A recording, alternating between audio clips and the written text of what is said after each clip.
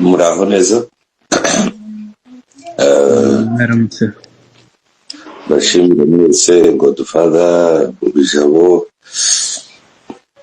ba Michel Frank, n'abandi bose bafashe ijambo n'abatararifata n'abatari burifate bose mbashimira n'abaduteze amatwi. Hari tuntu dukeya nshaka kuvuga, tuntu n'ibiri mwongera sindi butinde. Ikintu cya mbere, iyicwa ry'abarwandofone mu burasirazuba bwa Kongo n'ikibazo cy'imiyoborere, ikibazo cya mauvaise gouvernance. Icya kabiri, sinzi abandi bantu bafunguye microphone ndiho ndumva imiyaga. Ni Godfather yafunga. Ikindi uri ino niwe ufungiye Michael. Oya ndi kubibona ni Godfather muting, ni Godfather. Komeza Mugabe. icyo kintu ndagira ngo cyumvikane neza yuko ibibazo byo kwicwa kw'abantu b'ubwoko bumwe cyangwa morphology imwe ni ikibazo cy'imiyoborere mibi. Ni cyane.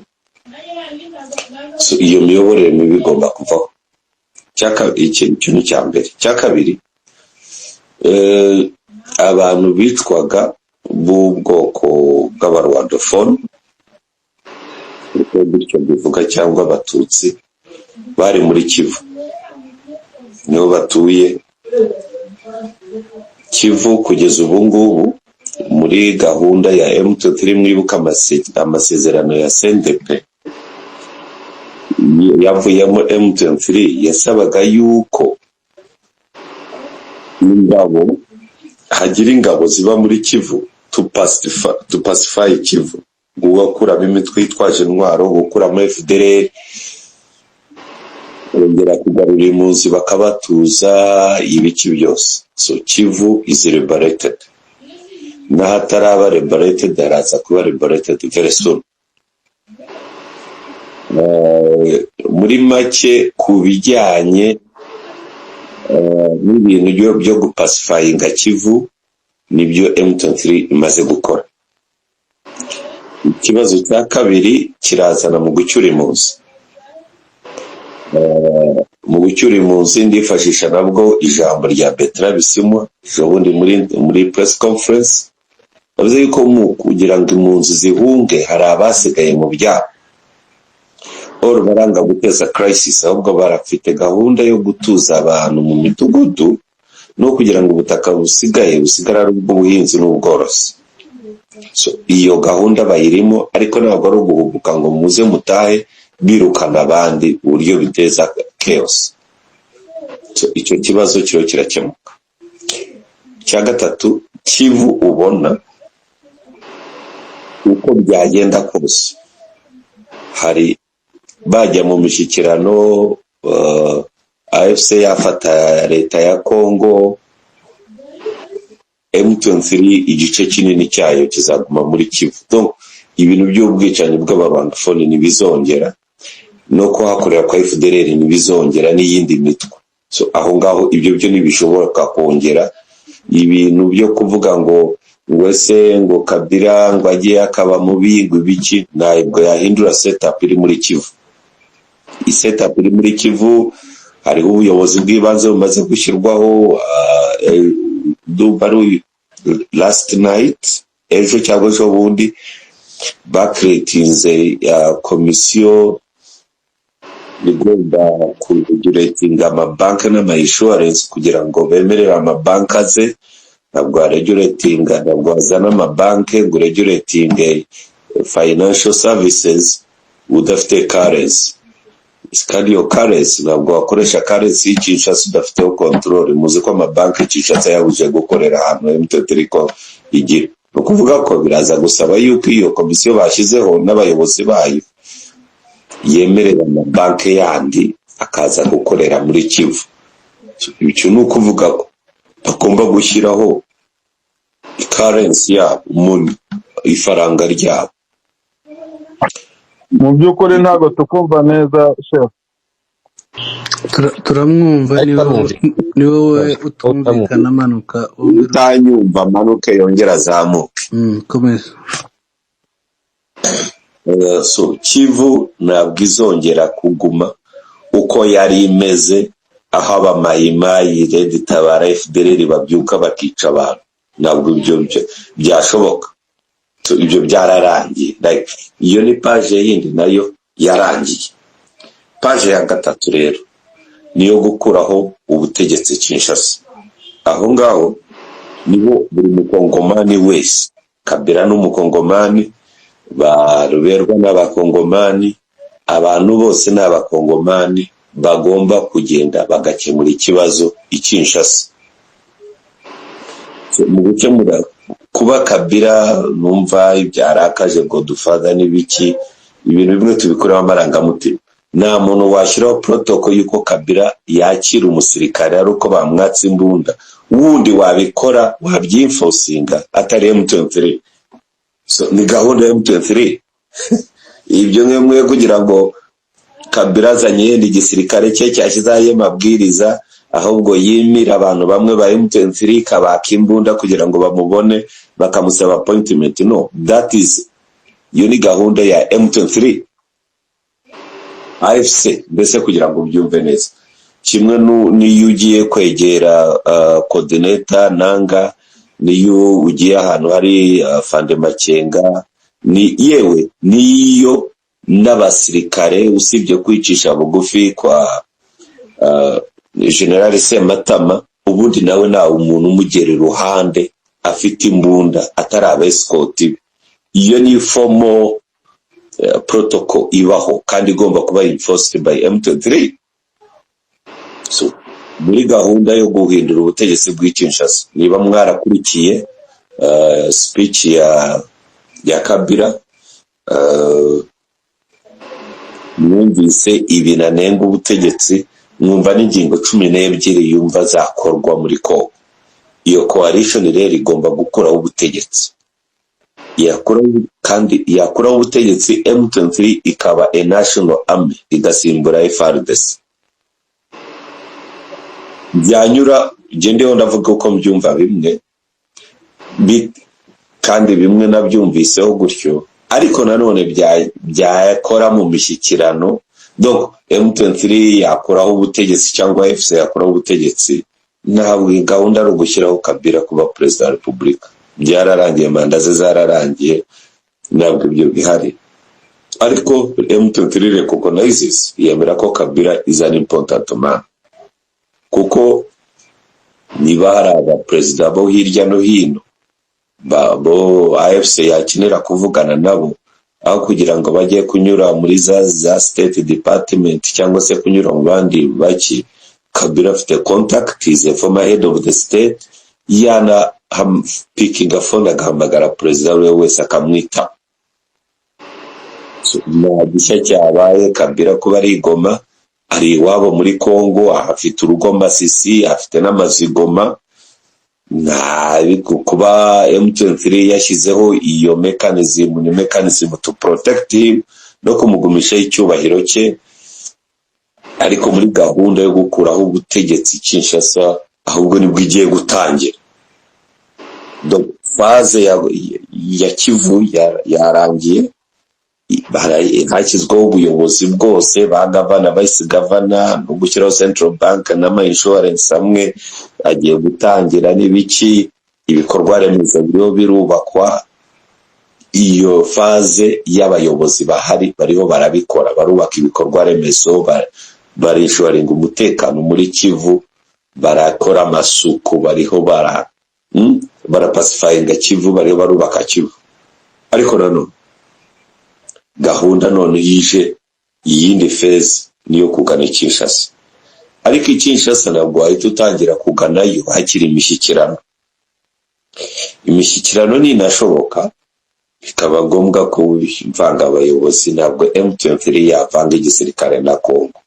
Ibyo byo ni ibintu bidashoboka, ahubwo nge mbona M23 izakomeza, niba nabivanga izakomeza kuba izavamo ibice bibiri, igice kigomba Kivu n'ikindi gice kiba like a special intervention division yo muri Kongo yo gutabara aho rukomeye. Ibyo bintu ni ibintu na Kabila yari yarabyumvikanyeho na CNDP, ni ibintu na Tshisekedi yigeze kubyumvikana ari Nairobi n'abantu bahagarariye M23, ariko bose bagenda batabishyira mu bikorwa.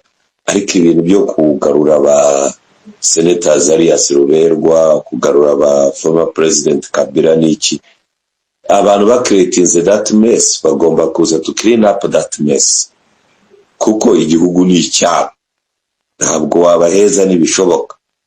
Ikindi cyo kuvuga ngo ni ibibazo byabo ku giti cyabo, ntabwo ari bishya kubona na justice system y'igihugu igushakira ibyaha kugira ngo bazimye uwo badashaka muri politiki. So ibyo ngibyo niba warumvise ijambo rya Kabila yibanze ku masezerano bagiranye n'ishyaka rya Tshisekedi. Actually nkunda ukuntu Tshisekedi abanyamurenge bamwita, niba ari umunyamurenge anaza kongera gusubiramo ukuntu bamwita biraryohera cyane, ari ukuntu barivuga mu buryo buryohera cyane nubwo atari cyo navugaga. So gahunda yo kumukuraho no kuri setting ubutegetsi, buriya ikibazo cya mbere cyagiye kibaho, umuntu wagombaga kuva igihe cya Mobutu kuri setting ubutegetsi, nivuga turi set kubaka inzego mu buryo bwiza bw'icyama buri muri filozofi y'ishyaka, umuntu wagombaga kubikora ni Desire Kabila. Arabisenya, akomeza kakavuyo ka Mobutu, ariko yigizayo n'abarwandofoni, yirukana abanyarwanda, ingabo z'u Rwanda, yica n'abana b'abanyamurenge n'abanyamasisi n'abanyarucuro, ibintu bikomeye cyane. Bamwe bari muri Republican Guard ye n'ibiki. No, umuhungu waje nawe yaje, of course yuri Kinshasa, political interest ziba ari nyinshi, tribal politics ziba zihari, ababirigi nabo batabuze hafi aho ngaho, ibiki na interest ziba ari nyinshi zaba ziri local na international. So Kabila rero niba agarutse naze gukemura ibyo bibazo, ni byiza ko aje mu muzi w'abantu bashaka gukemura ibyo bibazo, baramuprotectinga, baramuha icyubahiro cye, nuko bazi ibyo bamutegerejemo, ibyo ashoboye. Kandi buri elema iri muri AFC ifite ibyo ishoboye, ifite n'ibyo bagiye n'agaciro bagenda bazana muri AFC M23. Ibindi by'amarangamutima n'ibiki ntabwo nabijyamo, kuko ibintu byo kuvuga ngo yatugiriye cyane ibyo yarabikoze, ariko it's his chance to redeem himself. Ni nko kuvuga Saul we ushobora guhinduka Paul, kandi naho utahinduka nubwo twakora ubutegetsi Kinshasa si uzaba president. We want you for a specific game, like a specific assignment, and which you should be a part of. Ntabwo tugukeneye yego ngo nyinshi cyane, alliances nyinshi ziri political cyane ntabwo zikunda kuba zifite president, ziba zifite coordinator gusa. Zishobora gushyiraho president mu gihe cy'amatora bashaka yuko umuntu wahagarariye iyo alliance yose. Ubundi alliance nka ziriya ntabwo ziba zikeneye president.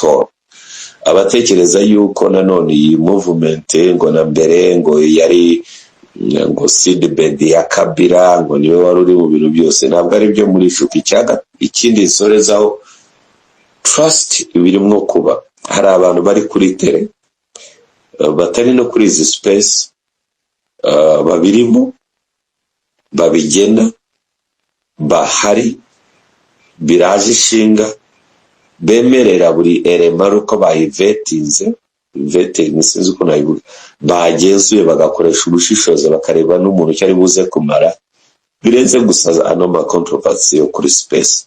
So trust the process, and trust the people bari babiri. Ntabwo mvuga ngo mureke ibitekerezo byanyu, ariko jewe icyo nibwira cyo nicyo nzi cyo nuko ibintu biro biragenda neza cyane. Ibintu it's a very good movement y'abakongomani idashingiye ku bwoko runaka, kuko abo ngabo abicwaga icyo kibazo ari ukuntu cyakemutse by liberation of Kivu, ndetse n'ibindi bizashobora kuresettinga igihugu bagashyira constitution nshyashya uburyo yanakubahiriza na federalism n'ibiki, ibintu bikagenda neza. N'ibyo murakoze. Urakoze cyane Mugabe, bisobanuye neza kandi mu buryo bwiza. Ndatekereza ko mu by'ukuri niko mbyumva nanjye, sinzi ahubwo impamvu, sinzi n'icyo abantu bashingiraho. Yego amateka nta uyarusha Fande Makenga wahagurutse, nta uyarusha Fande Sematama, nta uyarusha Babisebwa bamwakiriye n'aba Fred Kanyiki. Anyway, hari abantu babinye kunyandikira muri DM avuga ati se Fred Kanyiki ninde? Ni vice koda wa AFC akongera akaba coordinateur wa MRDP Twirwaneho, wenda kuba atari bamuzi n'uwo nguwo. Hanyuma twihuse wenda mbere yuko tukurikiyeho papa Fidel afata umwanya wanje nze kubaza umwanya wo kubaza. ariko nije uri kuguheza umwanya nuntegeka uramutuma ukomeza kuvuga. Ndatuma komeza sawa, komeza hanyuma tuze gufata free Mwangaki. Yego nakomeje gutakaza network kandi ndibaza ko n'ubundi nshobora kuyitakaza, niyo mpamvu uvuze ngo reka ngakomerezaho. Urakoze. Ikintu nani Mugabe yaravuze cyitwa ngo giye guhinduka kuko abarandafone ngo barimo bicwa bagiye kuzaba libere. Afite iyo niyo mind igomba ku abantu bagomba ku breakinga.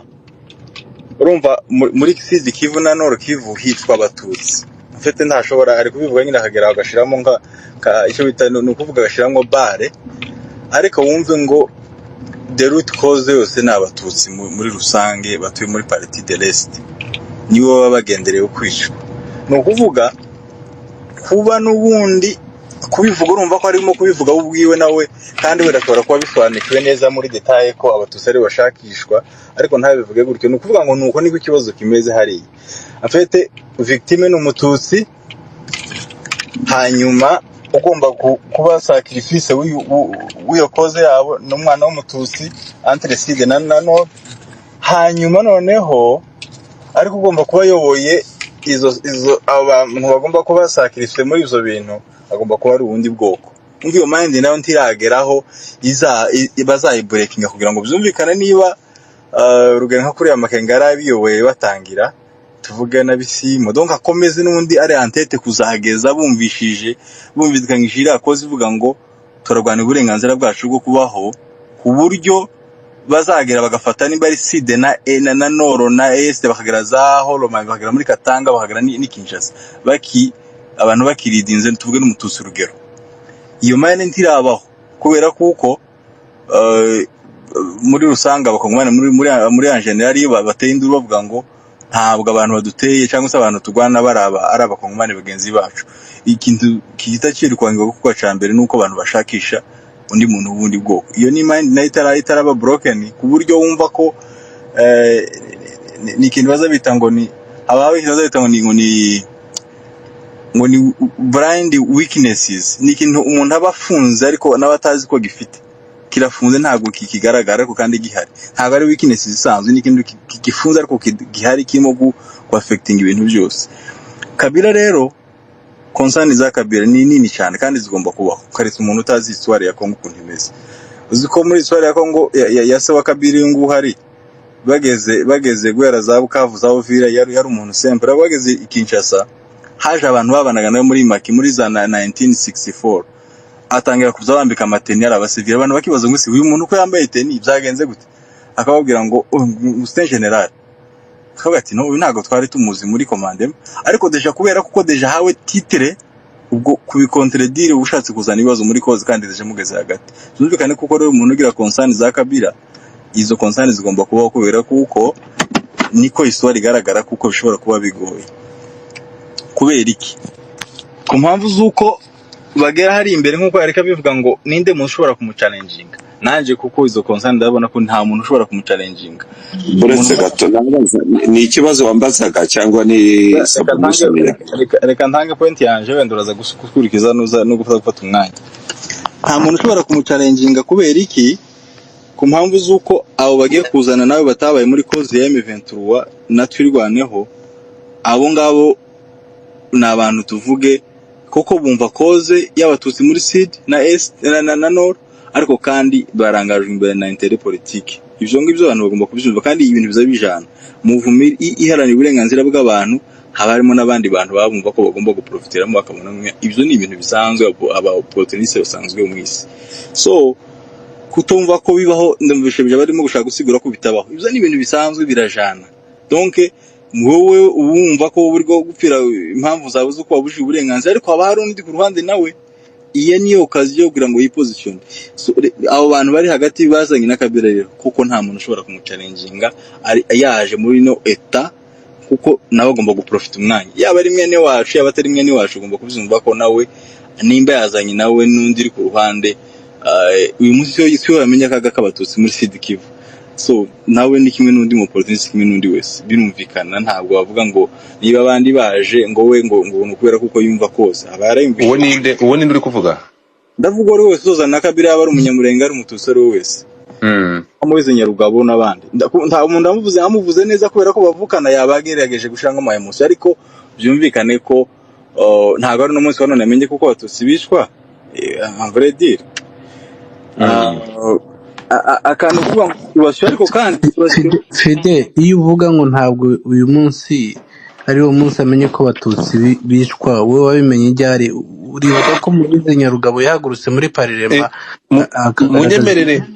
munyemerere ntitujye impaka kuri icyo kintu, munyemerere mu bijabo uwo mugabo nuko dore hano dore hari ibintu abantu tugiye gutandukira mu bijabo twatugiye gutandukira ikiganiro. Ntabwo abantu bazana amarangamutima cyangwa bari contre, ntabwo ari amarangamutima Godfather.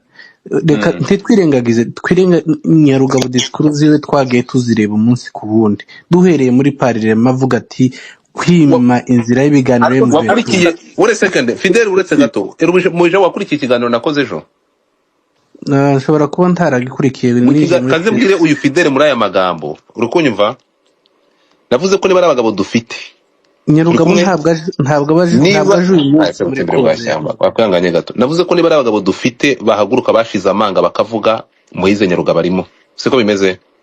Ariko ntabwo namuvuze ntabwo uretse gato nuko uvuze ngo abaje uyu munsi. Noneho for information genda ukurikira amakuru, urimo kunyumva. Moise Nyarugabo sinzira birantangaza, abantu tuba turahangana mushyize koze mujye munakurikira. Muri delegation yazanye na Kabila, genda ureba hano Moise Nyarugabo ari. Nakubwiye uretse manza wumve, Moise Nyarugabo ntabwo na rimwe uyu mugabo yavugiye ahabi cyane, yavugiye ahantu habi cyane hari risk muri Parlement y'Kinshasa imbere y'abaziranya amaswa. Aratura aravuga arani nko kwishyira mugozi mu ijosi. Turi kumwe mu bantu ushobora gushyira hariya ukavuga ko batashyize amanga cyangwa bazanye na Kabila. Ntabwo Moise Nyarugabo bazanye na Kabila, kuko muri Parlement ntabwo ari kumwe na Kabila. Sinzi turi kubyumvikana. Kuko mu bantu ushyiramo Nyarugabo ntumushyiremo. Sinzi turi kubyumvikana. Utaza kumva navuze ko mu bantu bagomba gufesinga Kabila Moise Nyarugabo atarimo. Ntabwo ari uko atari adafite ubwoko ku mutima, abufite ku mutima cyane. Ugenda urebe uburyo bamufashe muri Parlement niba barakurikiye iriya video. Ntabwo bavuga ko Moise Nyarugabo azanye na ntuza, azanye na Kabila. Yazanye umutima we mbere akiri muri Parlement Kinshasa. Yaje mbere ya Kabila, yaje mbere ya Bananga, kuko yazanye umutima mbere y'ibindi byose. Turi kumwe. Ibyo ngibyo rero kuri Moise Nyarugabo cira birarura, ntibongere kumugereranya n'abandi bazana na Kabila. Ntabwo azanye na Kabila, yaje mbere ya Kabila, aza mbere ya Bananga, aza mbere y'abandi bose bajoininze iyi coalition. Uri kunyumva? So ibyo ngibyo rero urukumva ngo babugiye kugira. Ariko noneho nkagaruka nkavuga ngo muri ubu extremiste bwa Godfather bwo guheza inguni kuri koze yacu, ntabwo Moise Nyarugabo ashobora gufesinga Kabila, kuko bakuranye igihe kirekire kandi ari boss we. Umuntu wakubereye boss biragoye kugenda ngo ugere hari uje kumucalenjinga ku kantu cy'igitinyiro kakirimo. Mwarakuranye imyaka ingana kuri ari president wawe, ari kure yawe, akuyoboye, ari umuyobozi w'ikirenga. muraza kuncalenjinga biragoye kugeza ngo aya masaha amuchallenging amubwira ati oya ntabwo ari uko bimeze uko. Ibi ngibi umuntu ushobora gufesinga Kabila ni umuntu warwanije ubutegetsi bwa Kabila. Munyumve neza uko mbyumva, niko bitekereza n'ibitekerezo byanjye. aho niho gucangira nimba yarakerengeje parlement kuko yumva ko azananirwa Kabila. Ndagusobanurira impamvu iyi ni yakerenjinze parlement, urukunyumva neza cyane, agaragaza ikibazo kiri kubi wabo, ariko ntabwo ndi kubacanga, nta nubwo ndi kumufata, ni ibintu muri kumvikanaga amatwi y'abandi uretse wowe w'umextremist hezi nguni. So mbere yuko usoza rero ni bosse we, ubwo bicarangize kose ariko ni bosse we, abaye bosse w'igihe kirekire. Biragoye cyane ngo umuntu wakubereye bosse turi kiremwa muntu ngo ugende hari mu bwira ati stop here, kuko ntabwo bishobora buri wese. So tugerageze kubyumvikana rero. Umva rero nsoza nicyo navuze kandi ndakotinze nkaba ushatse kugira ngo bivugwa nawe niho wowe wumva ko byumvikanye neza, ariko nakotinze amagambo wavuze kandi nawe nicyo usubiyemo. Wakotinze ko ntabwo nigeze mpakana ko rugweza n'ubu ngubu mu bantu wari uvuze b'abafoma bo kisumyanya b'abatutsi hariya ari mu bantu ba mbere batinyutse n'undi bakavuga, ndetse ni mu bantu ba mbere babashije no guhamagara ama press conference akayahuza akabavuga ikibazo kiri muri Kongo mu buryo atashobora gutinya kuvugira ari hose. Ariko cyo navuze nanje nawe yebe mudumu umunota umwe natwe tuvuga, ariko ntwaye umwanya muremure ko banciriye mu ntaramara 9 minutes. Nari mvuze ngo kumvikana ko aho ibyo yavugaga naho yandikiraga bitandukanye na situation yindi baba baje. Ibyo sinzi ukuntu bitagaragara ko hari inzira zibi, hari kuba ibyo yavugira bivugiraga aho yarari tandukanye n'ahandi hantu azobavugira n'umuntu uzaba ubahetse uwo mwanya uzaba ubayoboye muri uwo mwanya. Uwo yacalengingaga ninde, uwo bari kumwe none n'umunsi wa none k'ibyo Godfather arimo avuga azoba afite position kikuriwe n'imbaraga ki, kandi nabwo kubaho yavugiraga atari wakiri bizumvikana ko hariho changement de milieu, kandi azoba harimo changement d'uburyo bwumva ibintu biratandukanye. Cya kabiri kubijanye no gufata igihugu, Robert yavugaga ni ukuvuga ngo gufata igihugu bizaba bihinduye nje uko mbitekereza, ariko ntabwo ruvuga ngo niko bintu bigomba ko niyo opinion yaje. Gufata igihugu bizaba bihinduye ide iri yatumye abantu baguruka gufata imbone ko mantekereza, kubera kuko abatutsi muri rusange icyari gihagurutse ijoye cyaro kurangiza akarengane kabo. Mu kurangiza akarengane kabo nkuko bije babivugaga, abanyekongo bose muri rusange bafite ikibazo cy'ubutegetsi bubi, ariko abatutsi bafite uburyo bw'umwihariko wabo ku buryo bizanyemo kuvuga ngo abanyekongo bose ngo bagurutse kugira ngo bagwanye ubutegetsi na Kabila rimwe. Tekereza ko waba utabaye fair, kuko hari ahantu bigera bikibazo ikabade muri detail ku buryo ahantu ugera bakagusobanura batitaye ngo uyu ni umurandafone ngo ni swahilifone. Aho ngaho Fidel ahangaho ntabwo ngiye kwiharira ijambo, ariko hari ikintu uri kwibagirwa. Turi kumwe? Impamvu tufatire duhere kuri le 23 mars, sibyo? Yego. Impamvu CNDP basabye habayeho zira revendication zo kuvuga ngo reka ingabo zacu zihagarara ahangaha zituza ababyeyi babo bamekinga shwa ko bazanye umutekano hano mutatuvangiye, nuko batizeye ubutegetsi buriho. C'est ça, nuko batashaka ubutegetsi en general. Uretse gato mudashobora gukora icyo kintu ngo bufate inshingano nk'ubutegetsi barandure icyo kibazo kiri muri communauté imwe. So rero aya masaha nukuvuga ngo wibuke ko icyo kintu M23 na mini 23 mars cyangwa abantu bashaka kurandura kino kibazo mu myaka 6 nkuko babisabaga bariko bakirambuye mu buryo buri temporaire. Siko bimeze? No, uburyo buri temporaire bwasingiriza. Uretse gato aya masaha rero ni short term, wait a second, byari bari short term uko uretse gato niba kugeza aya masaha bari kubikora ariko bakarandura icyo kibazo mu buryo bwa short term, kuko nukuvuga ngo tugiye kureba tuzagereranya mu myaka 6 bizakunda, ariko nyuma y'imyaka 6 birashoboka ko iyi leta kuko itabigizemo urari mu kubirandura birashoboka ko byakongera bikaba. So niba kugeza aya masaha rero ashobora kubana imbaraga zivanaho ubutegetsi hakazaho ubundi butegetsi kandi buhindura bukanarangiza kira kibazo mu buryo buri bwa long term kikavaho burundu uko bikozwe n'imbaraga za leta. Urimo kunyumva bidakozwe n'amasezerano y'uyu mutwe waje bihaye igihe cya short term nk'imyaka 6. Iyi ngiyi nicyo gisubizo cyiza kurusha uko bavuga ngo reka ubutegetsi twumvikana bwo buhafatwe bahabwa imyaka 6 kugira ngo twishakire igisubizo muri imyaka 6. Sizi nuko ubyumva, kuko imyaka 6 ishobora kurangira iyi ideology itararanduka muri aba bantu bagakomeza kwicwa. So niyo tuvuze rero ko ikibazo kigomba kurangira mu gihe kingana n'imyaka I mean n'ubutegetsi bubuyeho hakaza ubutegetsi kandi twese duhuriyemo bukavanaho kino kibazo, that is better, biri better ahubwo no kurusha biri better kurusha intuza, kurusha nani, kurusha kujya muri nani gufata ari amasezerano. So nuko mbyumva, so ntongere urashaka kwerekana ko kugikishasa bitari byo. Harabonetse imbaraga z'Kinshasa zikavanaho ubu butegetsi budashaka kurangiza iki kibazo, ubwo butegetsi bugiye tukabwisangamo tukarandura iki kibazo burundu. Ni byiza kurusha gufata imyaka 6 yo gushakisha uburyo ikibazo cyarangira. Sizi uri kunyumva? Murakoze je mubisha gutanga amajambo.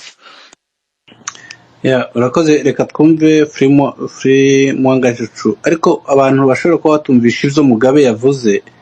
Mugabe nanjye nibyo nagira ngo uwo nguwo wavuze ikibazo akibaza. Reka mvuga ijambo ryanje harantu naje nari ngiye kuja, ariko sinibwo gifite ibingibi nagiye gusahura. Okay, ni mvuga ijambo rero. Mute your mic maniki kiganza nk'abandi. Come on, that is not fair. Ni ufite ahantu ugiye kujya genzura garukura dusangana mutera gufunga space nonaha mu bijabo who is next tanga ijambo nkuko bikwiye. Mugabe yaragiye gusobanura akantu umunota umwe, hanyuma Free Mwangajucu ntafata umwanya sobanurire, naho ngo uri kwihuta ntabwo ari ngo utange igitekerezo rega wanakumva ntuvuge ukazavuga ikindi gihe. Okay, murakoze cyane mu bijabo. Ikintu cya mbere gihari nuko force protecting Kivu ntabwo izahava ariko ishobora gukura ikagera Kinshasa, ariko i protecting Kivu ntabwo izahava. Icyo ngicyo nacyo mu cyumve ntabwo ari contrary short term. Ibya short term byasabwa mu mishyikirano ya CNDP, aribyo basabaga 5 years cyangwa 6 years, ariko kuba ubutegetsi bwari buriho bukayica bikasaba yuko AFC cyangwa M23 Rwanda, ntabwo bigisabwa, ahubwo byashyizwe mu bikorwa. Cyo ni cya mbere. Icya kabiri, nongere nsubiramo akantu kamwe. Urabona, mbere yuko nkavuga ndakureka mvuge. Babajwe nuko wavuze ntari mugane, nagiye kuri telefone igihe kirekire wabavuze ntari uze ko babarize kuza unosheraho kuko sinigeze ngira amatwi kumva. Navuze utuntu nka tune twonyine. Akantu ka mbere nuko ikibazo cyari gihari cyo kwicwa kw'abatutsi muri Kivu, M23 yaraje bishyira akadomo n'ahasigaye irahafata. Kivu igomba kuguma iri under protectorate of M23. Iyo ni phase ya mbere. Muri iyo phase ya mbere irimo nanone kubaka imidugudu kugira ngo abahunze bahunguke, ariko batirukana n'abari bari mu masambu yabo ngo biteza akavuyo, ahubwo bakabamo gutuza abaturage mu buryo bw'imidugudu, ahantu hasigaye hagahingwa hakororerwa, ahacukurwa hagacukurwa, ariko abaturage bakabana neza, hakabamo n'inyigisho zo kwabanisha, hakabaho ubutegetsi bw'ibanze ba gavana barakorana, baba vice governor, inzego z'umutekano zirakora, bagapacifyinga Kivu nk'uko babikoze, imitwe yose yitwaje intwaro bakayambura intwaro, FDLR ikahava, n'indi mitwe yose yabiri muri Kivu ituma abatutsi bicwa n'abandi bose b'abakongomani. Sinzi impamvu abarwandofoni n'abaki bose bicwaga bishyirwa iherezo. M23 yabishyizeho iherezo, nta nubwo bizongera. Now ikibazo cya kabiri kikaba kuvuga ngo phase ya kabiri ni iyi, kuzana abakongomani bose kuko ari stakeholders to fix Congo, bakayishyira in reset, bakubaka inzego bushya, bakubaka ekonomi uburyo bushya, bagashyiraho amategeko mashya, inteko nshyashya, amatora mashyashya, kandi muri uko guhirika babayeho guhirika ubutegetsi. Mu buryo bwo guhirika ubutegetsi ugashyiraho ubundi, ntabwo bivuze yuko Kabila ari uzaba president. Ikindi nuko Kabila kuba ari Goma bamuterera amasari, abamugeraho babanza kwaka appointment, abandi babanza kwa imbunda, ntabwo ari Kabila wabishyizeho, nta gisirikare afite, ni ibintu byashyizweho na M23, so byashyizweho na AFC. So they know, trust them, they know aho bagomba gukoresha buri erema yose iri muri iriya alliance. Now ikibazo cyo kujya Kinshasa ntabwo bahaguruka kujyayo none ahangaha kiriho imishyikirano, ariko imishyikirano naho yaba imishyikirano idashobotse habaho guhirika ubutegetsi, M23 ikaba a national army ya Congo.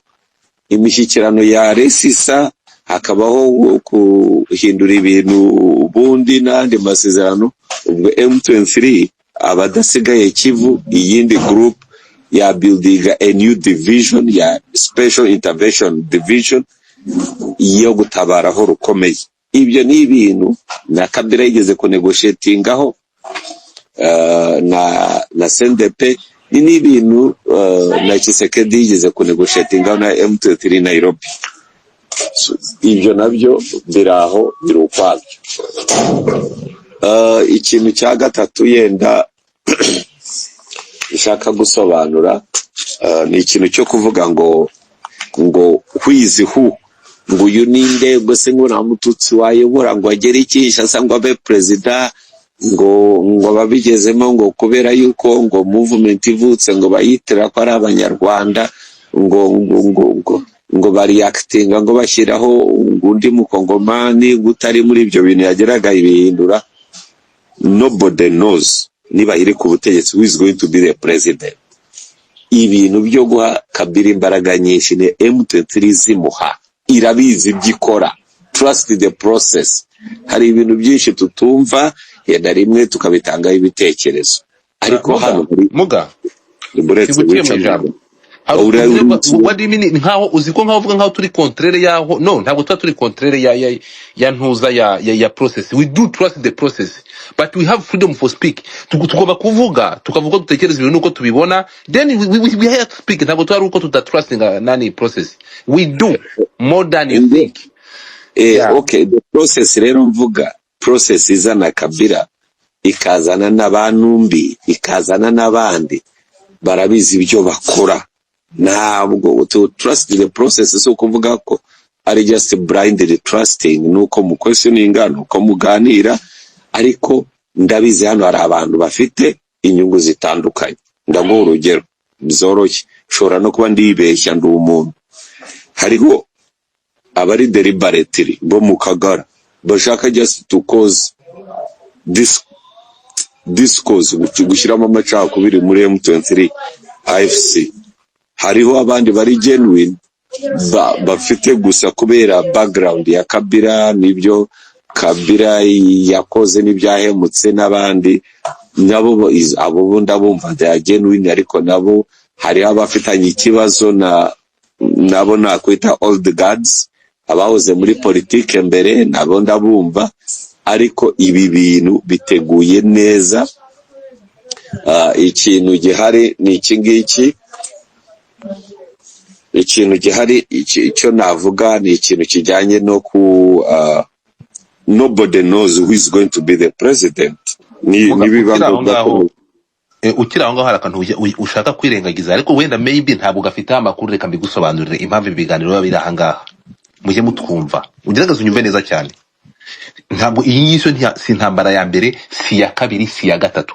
Tega amatwi unyumve kuri iki kintu impamvu tugiramo dute. Uretse gato uravuze ngo tugaruke kuri iki kintu cya M23 n'abantu bo muri Nord Kivu na Sud Kivu ko bafite amahoro.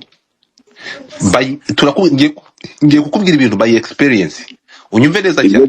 Aya mahoro bafite azagomba. Uretse gato ibingi tugomba kubiganiraho. Garanti ufite se ni iyihe? Igihe cya uretse nose kucamo ijambo nari gucamo bikabina. Nshaka kukubwira kugira ngo maze umve poe yanjye. Yewe mba ndi bigombe makani gato ukikomereza. Uretse gato aha ngaho icyo nshaka kukubwira, igihe cya RCD urimo kunyumva? Igihe cya RCD twagize amahoro. Ndashaka kunyumve neza cyane.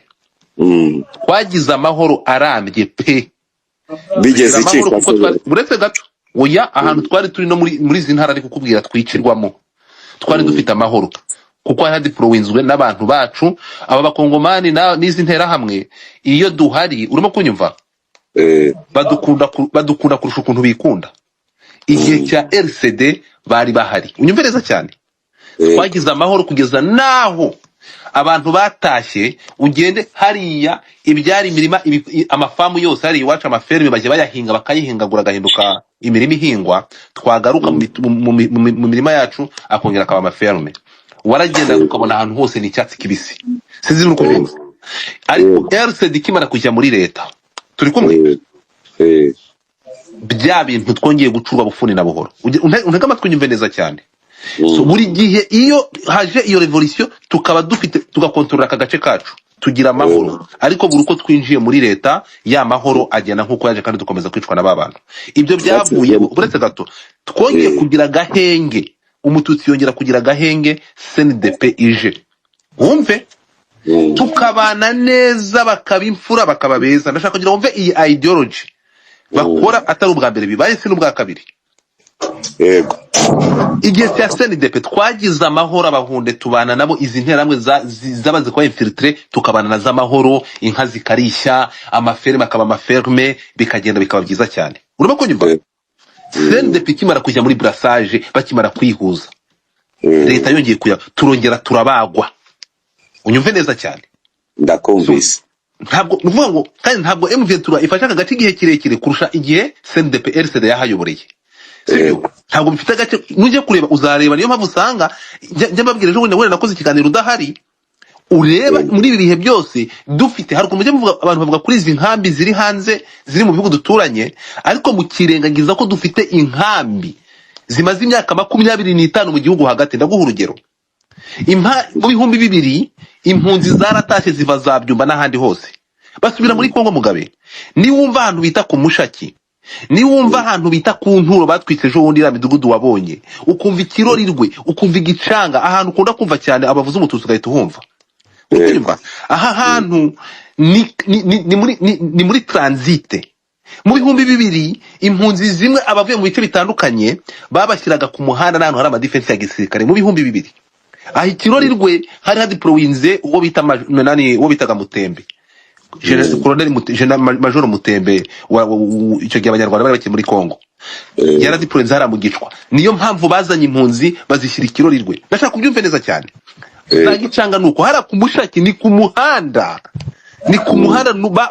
bahashyize izo mpunzi zivuye mu Rwanda kuko hari training wing ya gisirikari babashyira ikirorirwe kuko hari defense nini hari dikota za battalion ya Mutembe uri kunyumva igicanga hari dikota niyo mpamvu abantu bisanze hano ntabwo ikintu babashaka kukivuga aba bantu kwisanga hano bamaze imyaka 25 ari impunzi mu gihugu ntabwo abantu niyo mpamvu ubona ku Nturo habaye umudugudu twahageze bubaka twaburene n'amashitingi ndashaka umve icyo nshaka kukubwira ngiye gusoza ku Mushaki nuko training yungi yaje kuhava sigara defense ariko aba bantu batuye ku Mushaki usanga batwomoka za Matanda bakomoka za Kibarizo na za Kibabi badashobora guhingukayo bamaze imyaka 25 hara ku muhanda ku Mushaki habaye umudugudu habaye Rusisiro ku Nturo nuko hari ikirorirwe baka amashuri genda witegereza hari ikirorirwe hari abareka bubaka amashuri hara ni mu Gikuyu ni muri ferme ya General Lora niho zira mpunzi ziba barahatuye ariko bakuvuga ngo natuye kirorirwe ni impunzi zimaze iyo myaka mu gihugu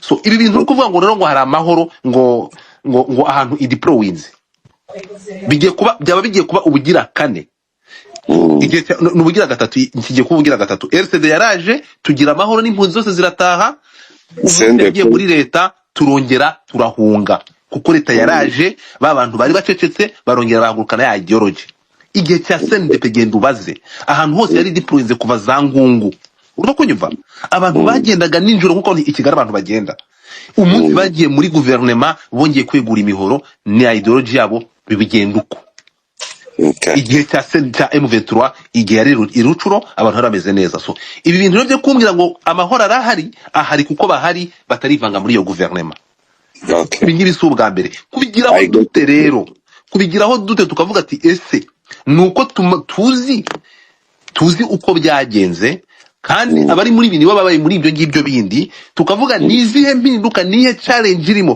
ku buryo bintu bitazongera kubaho ukundi that's why we are here speaking ntabwo ari uko trusting a process we do trust the process tuzi ububasha n'umuhati n'inyota y'abayoboye ibi bintu kandi tuzi neza ko bishobora guhinduka ariko kubishyiraho comment ntabwo ari ikibazo sino kutaba trusting wafata ijambo ryawe Okay, urakoze cyane, and I thank you for your submission. Irumvikana, ariko nagira ngo nkubwire ntabwo ndi muri M23, ariko nuko ibyo bintu uvuze ntabwo ari wowe ubizi gusa, kandi since izi movement zatangira kuva igihe cya FDR, igihe cya RCD, igihe cya CNDP, ubu ngubu M23, nuko ino struggle yakomeje kubera ko ibintu byagiye byanga bigasubira inyuma. So this is, you kurikiye M23, this is the last struggle. It's like ushingiye kuki when you say the last struggle, ushingiye kuki? Icyo ni hanga ijambo mukunda kurikoresha, ariko ndashaka mumbwire ni irihe tandukane n'izo struggle zindi ku buryo agakonfirminga ngo it's the last one. Ndavuze ujye ubanza nkurikire nawe, iki gusa unyemerere mbanze mvuge, hanyuma basi umbaze ibyo umbaza, nkuko wanga baguca mu ijambo nanjye simbikunda. Ndavuze ngo according to M23 ndavuga ukurikije imvugo y'abayobozi ba M23, this is the last struggle. Bigiye ku makosa, bigera ku bitaragenze neza, bareba iyo sako ya violence ikomeza, ariko nabo niyo mpamvu batacitse intege muri resistance. Abavuga bati buri gihe we are sacrificed. I think kugeza n'ubu ngubu naho bagiye Kinshasa ntabwo bajya muri brassage na mixage. It is to reset, to create a new army mubwira ya M23. So niba ni M23 igomba kuba a national army, kandi ikindi naho yaba a national army, hari igice cya M23 cyakwitwa a national army ariko kizasigara muri Kivu permanently. Not for 5 years, not for 10 years, not for no. Uburyo ahubwo bakora uko batekereza, bamwe numvise bavuga yuko every state, nayita state, buri ntara yagenda igira kind of ishami rya national army, ariko rikontorora muri iyo state, ikagira ubwigenge ubucagasi, ikaba ishobora to control their money, bakaba bashobora to control their military, ikaba like a national guard in the US. Uburyo buri state bifite national guard, ariko byose biri controlled under Pentagon, ari US Army. So ikindi kintu kugikinshasa, nekereza yuko niba hiri ku butegetsi, abantu bari mu buyobozi nibo bazahitamo who is to be the president. Nuko nakubwiye kuba Kabila ari protected, ujya kumwegera bamukura y'intwaro ni ibintu bikorwa na M23. So ntabwo ari ibintu Kabila yikora ubwe cyangwa ngo yazanye his own military. Kabila nta basirikare afite, nta muntu wamukorera iyo protocol, ni M23 y'enforcing. Ntabwo wagera kuri Afande Makenga ufite imbunda, ntabwo wagera na Sematama kiretse ari byemeye akavuga ati uwo mumureke yiza. It is under VIP protection. So uba protectinga kuri ya Kabila bakamuha agaciro kuri ya, ntabwo bivuze ko ari ugiye kuyobora icyama, nibavuze ko ari nawe ugiye guhirika ubutegetsi ariko agiye gufatanya n'abandi, nta nubwo bivuze ko azasubira ku butegetsi. So ikintu ushaka kuvuga buretse ikintu ushaka kuvuga, ntabwo ushaka kumva yuko, ntabwo nakwifuza numva mutekereza yuko Kabila has come to be a kingpin wa AFC. Ibyo byose ibyo byo nta makuru amwe adahari, n'ibyubahiro bye n'umutekano we, n'uburyo avuga, n'uburyo agenda, n'uburyo agaburirwa, abamusura, guhitamo ababonana n'abatabonana nabo, abahereza gahunda. It's M23 doing that. Okay, ukira ngaho rero atuma nkubaza. So my question is hari ikibazo nabajije kandi nabonye wanasetse, bivuze ko maybe ugifite amakuru kandi abizi ko ibingibi ni ibintu usobanukiwe, ubona uduhugure. nukubera iki AFC itagira president ura mwanya udafite president bamwe bati ntuza irahagije answer that question uko ntabwo wigeze ukivugaho niba nari nagisubisha ariko reka gisubiremo kuri political alliance ntabwo igira president gusa mu gihe cy'amatora ishobora gufata alliance ishobora kuvuga iti uyu niwe mukandida wacu kandi abaye chairman wacu ariko political military movement imeze kuriya ntabwo ikeneye president at all ntabwo ikeneye coordinator does everything niyo mpamvu agira aba vice coordinator barenze umwe ne kubera ko coordinator n'izina ni nkuko wamwita president ariko nta wundi mu president uzaza hejuru ya nanga ngo nanga akomeze kuba ari coordinator no ara coordinatinga amashyaka n'imitwe irimo ariko ntabwo agira ntabwo aje kuba president kuko ntabwo bari mu bintu by'amatora cyangwa ntabwo bahiritse ubutegetsi ngo bitore mu is to be the president so as they are still in the struggle they don't need a president niko every political movement uko yubatswe ari alliance ikomezanya na coordinate keretse yije ari cyaka rimwe uburyo bigusaba niba ushaka kwifatanya naryo ubu mu membre w'iryo shyaka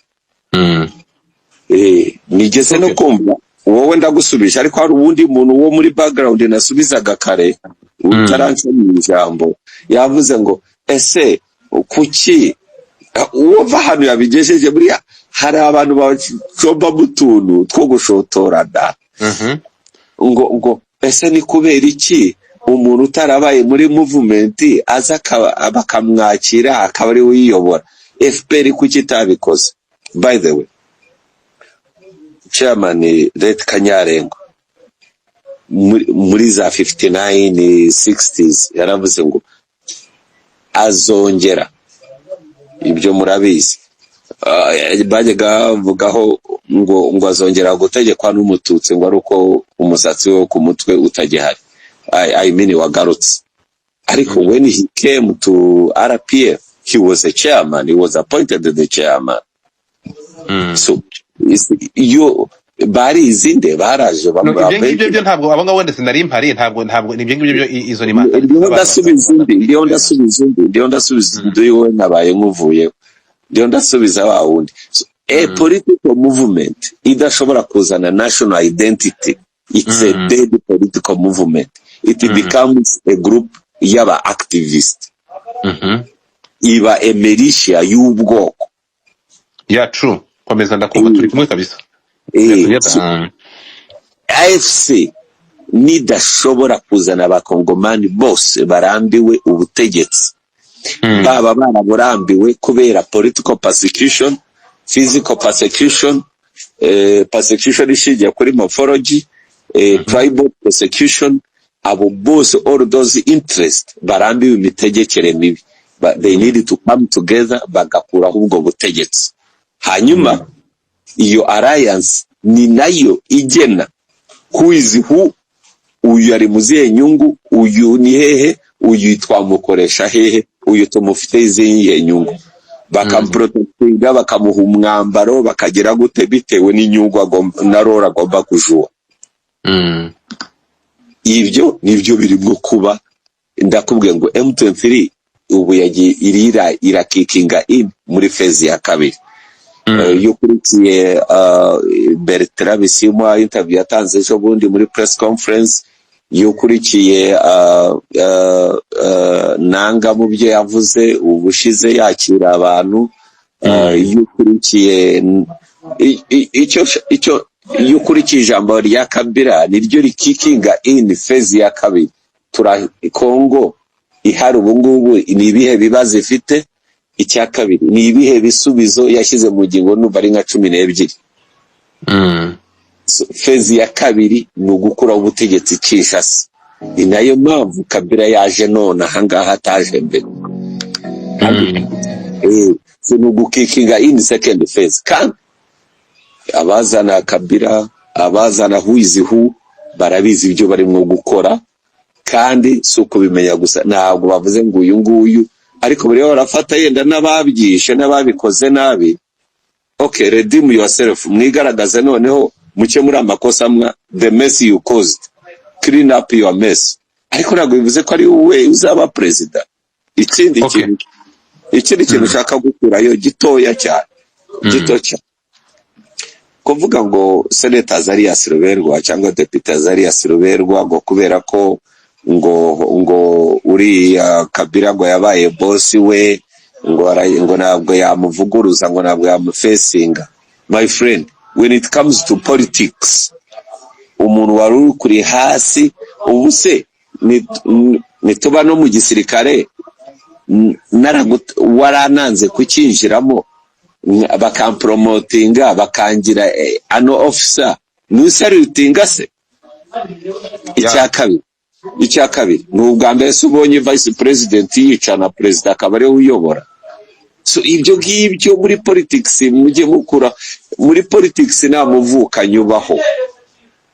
It is all about interest z'icyama nizo ziza imbere, philosophy y'icyama. Na Congo nijya muri reset, sinzi niba reset mwayumva, guhindura ibintu bushya bizashingira kuri philosophy y'icyama. Kandi nirebye imyitwarire n'imikorere ya AFC n'ibyubahiro bahabwa ari bari abana ngari baki, M23 controls that. Twe kubigira akantu. Fezi ya kabiri nibije impamvu yatinze gukikinga n'ubwo itarakikinga ku mugaragaro nuko akiri imishyikirano ya Doha. Ubundi iriya mishyikirano Amerika yashakaga yuko iya Doha ye kubaho, ariko byose gashyikiranya yose bagahurira Washington, ariko polisi ya Amerika urayizi, they don't talk to a military dissident, ntabwo bavugana n'umutwe witwaje intwaro, niyo mpamvu babihariye Doha. Ariko ibihugu nka Congo n'u Rwanda bakabihuriza i Washington, ariko ibintu byo kuvugana intwaro bakabwira abarabu bati ibyo ngibyo mbikore kuko twebwe kirazira iwacu, ntabwo tuye tuvugana n'imitwe. Ni nayo mpamvu bahuza Amerika ihura n'abatalibani. Abatalibani ni bari bananiwe gukorera imishyikirano Washington, ahubwo bahuriye Qatar i Doha, kubera ko n'Amerika ishaka ko negotiatinga the release of their hostages bajye i Doha, ntabwo bavugana direct n'abakidinapinze abo bantu cyangwa ibiki. Ni nayo mpamvu Rusesabagina yanyuze i Doha. Anyway, ni byinshi, ariko icyo nshaka kuvuga nuko the process which is in place right now, kagahinda wari ufite no kumenya Kabila wa wundi wa kera n'uyu nguyu n'ibiki byose, my friend, abaromtetire barabizi ya psycho violence igaruka, abantu bagera Kinshasa, abantu bene baba bagakomeza kwicwa, barabizi. Ni nayo mpamvu hari a force izaguma ikivu ubuziraherezo, bajya basaza bagatraininga n'abandi, ariko ikaguma aho ngaho for Kivu, for the security y'abaturage batuye muri Kivu, for the security y'ibihugu bihana imbibi na Congo, kugira ngo nabyo bibone umutekano. So kuko FARDC yari yarananiwe hariya kuhacunga neza, uburyo hagiye haba imitwe myinshi. So ibyo rero niho nyisoreshe. Murakoze. Urakoze cyane Mugabe, reka dukomeze twumve who is next. Natekereza ko ibyo kubaza ni byinshi, ariko si ngombwa uyu munsi, tuzabigarukaho ikindi gihe. Free Mwagacucu, fata ijambo. Urakoze Godfather, uranyumva? Ndakumva. Mu by'ukuri narimo nihuta, ariko numvaga nashakaga kugenda mvuze, ariko si ugukunda kuvuga cyane. Nanje nashakaga gusubiza ku kibazo wavuze ati se ninde ushobora gufesinga Kabila. Mu by'ukuri Kabila nta muntu utomufesinga, kandi nta n'uwamufesinga. Urabona buriya diplomasi ni ikintu gikomeye cyane muri struggle turimo. Ufite diplomasi, ufite ubushuti n'ibihugu, gufesinga Kabila ni ibintu byoroshye cyane. nanje uyu nguyu umpaye nka sapoti y'Ubuganda ukampa sapoti y'u Rwanda, Kabila namukoresha namugezi Kinshasa nkamufunga, kuko hari amakosa menshi afite yo kuduheza mu buhunzi imyaka n'imyaka, kamushira muri gereza. Ico rero kivuze iki? Kivuze ko nta muntu n'uyu n'umwe wamufesinga, nta n'utamufesinga bitewe n'imbaraga ziri inyuma yawe. Nako kantu nashaka kuvuga. Murakoze cyane. Uvuze ijambo ryiza. Twihuta reka nakira umuntu bita Kamana.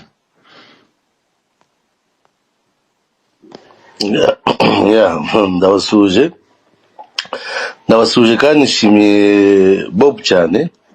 Bob asobanurira ibintu n'ejo yarabisobanuriye nk'umukada cyangwa nk'umuntu ubyumva kurusha cyane. Ndibaza ko abantu benshi bari bafite urujijo uko bizagenda, ndibaza ko bari kubona umucyo facilement, kuko arabisobanura mu magambo nyayo yumvikana neza cyane.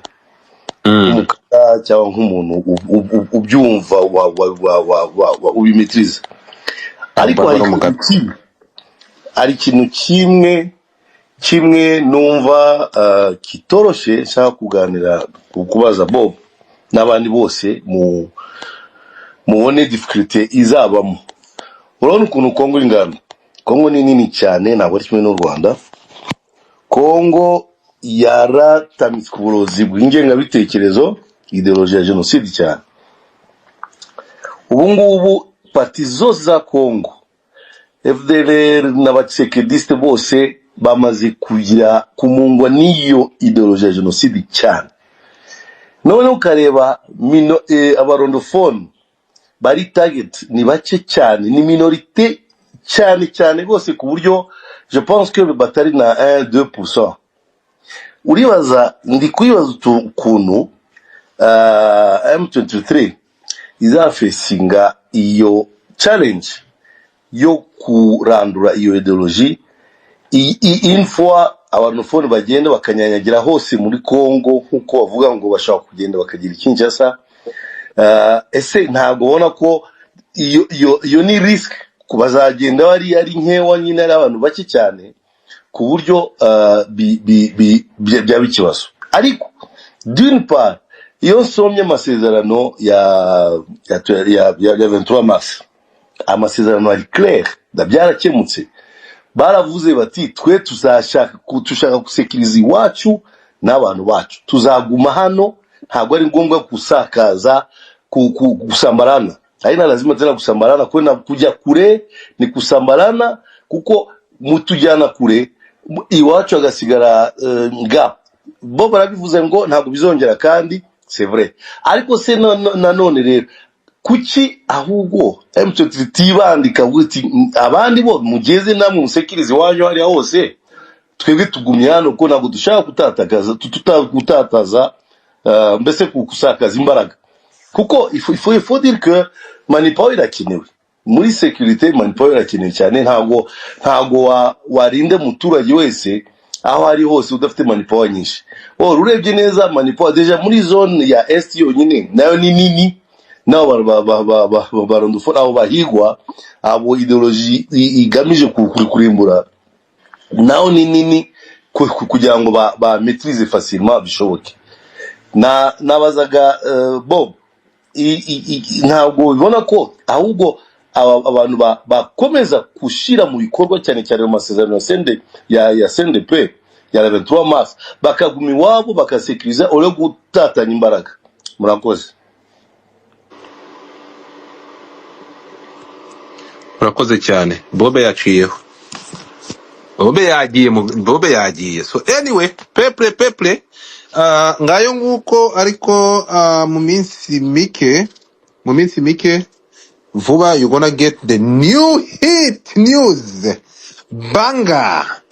Mu minsi mike amakuru ahari naribabwiye ejo, reka dutegereze. Ndatekereza wese umwe hagiye kuza icyo bita, ndatekereza hagiye kubaho promotion.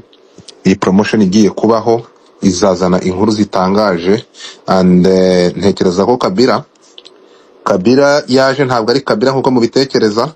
Yego Mugabe nzi impamvu yavuze kuriya, nta na comment ndibuze kuyishiraho. What we care for is speaking our mind, ibyo tubitekerezo nko tubyumva tukavuga se birakwiye ko Kabila aya masaha y'abari hariya adafite umuntu umuchallenginga. Mwambwiye uko mubyumva, mumbwira bagomba kumuchallenginga, it's okay, ndanabishimiye, turanabyemera, biranakwiye gutyo, ariko icyo mvuga kimwe nuko byamaze gufata urundi rwego, byamaze gufata indi ntera, which is good. Intambara yamaze guhindura isura, ariko ntekereza ko haraza kubaho impinduka nyinshi cyane muri buze kubona, kandi muri izo mpinduka ibi biganiro tuzaba turi kuvuga ibindi bitandukanye n'ibingibi ejo muzabibona. Ndatekereza ko muri iyi promotion igiye kuba, of course niba dufite abantu nka banumbi kandi bataje kwicara ngo bamadispo hari urugamba, bagomba kuza bakajya mu kazi ari ba Lieutenant General, ba Makenga, ari ba Major General. So ubu ndabizi ko ubu namwe murabyumva, ni ibintu byumvikana. Haraza kubaho kugira ndatekereza rero promotion ngo namakuru make yafite, nihaza kuba bakaza gupromotinga aba bantu. Nzi ko there is some good news muri buze kubonamo, ibintu bizahinduka. Ntabwo ntekereza ko haza promotion ya gisirikare gusa, hatazabaho n'ubuyobozi mu nzego za politike n'ibindi. Reka tutegereze turebe aya masaha. Ndakubwiza ukuri ko there is nta na comment igenda kumana nashyiraho. Aha biragoye kugira ngo tumenye ikintu dushyiraho comment tutarareba ubuyobozi niba haraza kuzamo amavugururwa. Ibyo twavuga aha ngaha ni conspiracy, ntabwo tuzi ngo biraza kugenda gute, ntabwo tuzi ngo biraza kufata uwuhe murongo, ntituzi ngo ubuyobozi buraza kuba buhagaze gute.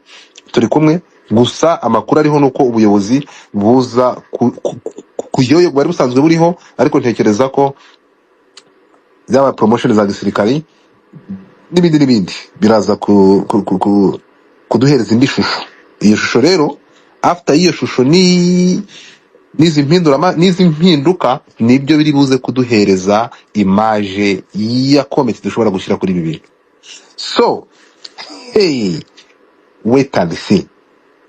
Kuvuga ko tuzakora ama comment menshi cyane, urabizi tuzakora comment nyinshi cyane, ariko remember,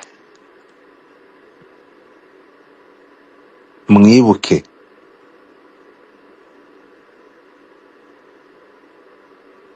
ibi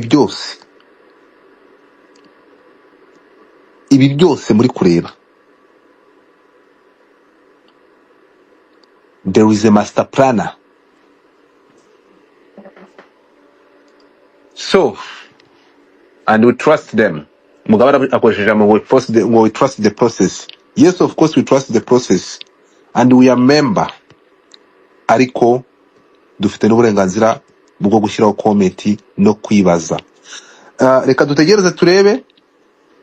Gusa ibi byose na mata abyara amavuta, kandi ibi byose n'ibingibi biri kuba n'izi mbaraga ziri kuza zifite uburemere n'ingufu n'izi ngizi zingana uko, ni ku nyungu imwe cyangwa ku mpamvu imwe yo gushaka igisubizo cy'akarengane kamaze iminsi gakorerwa bamwe mu bo dukomokaho cyangwa kuri twe. So space irahari, tuzavuga, ariko tuvuga according ku byakozwe. So twebwe nkuko nababwiye ngo ntihazagire umuntu uhungabanywa ni space dukora, nta nduru ivanaho ingoma, twe twavuga ariko tuvuga ku byakozwe n'ibyashyizwe mu bikorwa, ntabwo tuvuga ku bigiye gukorwa. Ngayo nguko dutegereje kubona impinduka ziza kuba. Kabila kuva yagera ingoma ntabwo aragira ikintu abwira isi, namara kugira ikintu abwira isi ntabwo turabona M23 AFC batubwira impinduka cyangwa ko bamaze kumwakira biri officially. Twabonye itangazo gusa, se ntibazavuga nka nanga ntazavuga se Fana Makenga ntabwo ajya avuga. So n'ibindi makuru mfite nuko ejo abantu bagiye kureba Kabila, harimo abayobozi bamwe bananga ba Bertrand Bisimwa, harimo Kanyiki na Moise Nyarugabo nawe wazanye nawe bari iwe ejo, ariko ntibari bariyo mu nama ziri officially. Oya, ilikuwa tu ni kusalimiana. Hakuna mengi zaidi ya hayo ambayo ameongelewa, nta kirenze cyo byaganiriweho. Gusa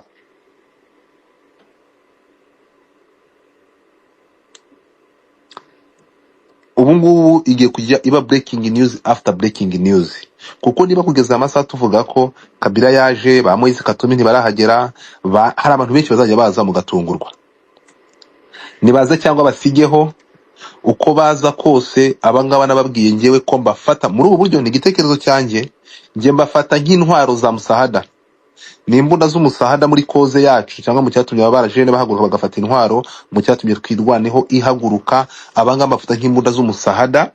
Dukeneye rero abarashi bamenya kuzirashisha cyangwa tukabana nazo, hanyuma atazazifata akazihindukiza akaziturashisha, kuko izi ni imbunda zaturashe.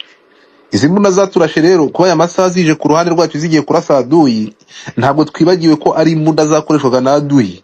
So ibi ngibi rero niyo mpamvu mvuga nti izi mbunda zikeneye abarashi beza. Bitari ibyo muzazoza muzitware, muzipakire amakamyo yanyu, mugende, nimugera ahantu aduyi azazihindukiza zibarashisha, ndabarahiye. So ngayo nguko, reka turebe what is gonna be next. I do to trust the process. Aba master plan bacu ndabizeye, ariko tuba tugomba kuganira gutya, bitavuze ko ari ukutabizera. Ntabwo nizeye Kabila, ariko nizeye uwo baganiye wamuzanye. Turi kumwe.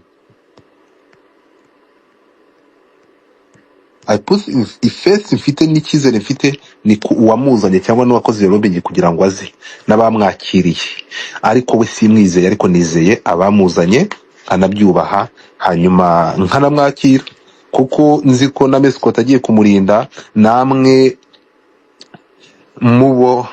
Anyway, ngayo nguko, ndabakunda, mbatinya kubi. This is Godfather. There is a breaking news hari bushyira hanze uyu munsi, nzababwira ejo. Nababwiye ngo Kabila kuza kwe ni umuntu utarazanye izina rikomeye, wazanye n'amafaranga. Aya mafaranga rero ya Kabila azamuha ijambo n'ibindi, reka dutegereze turebe. Ariko mu minsi 2 iri imbere mbafitiye space ya kasamutwe, muzatungurwa nayo, muzatungurwa n'iyi space. It's gonna be crazy, muzatungurwa nayo. Kandi ibingibi turi kuvuga, ndabizi ko mu minsi mike muzabona itangazo rivuye muri AFC rizatungura mwese.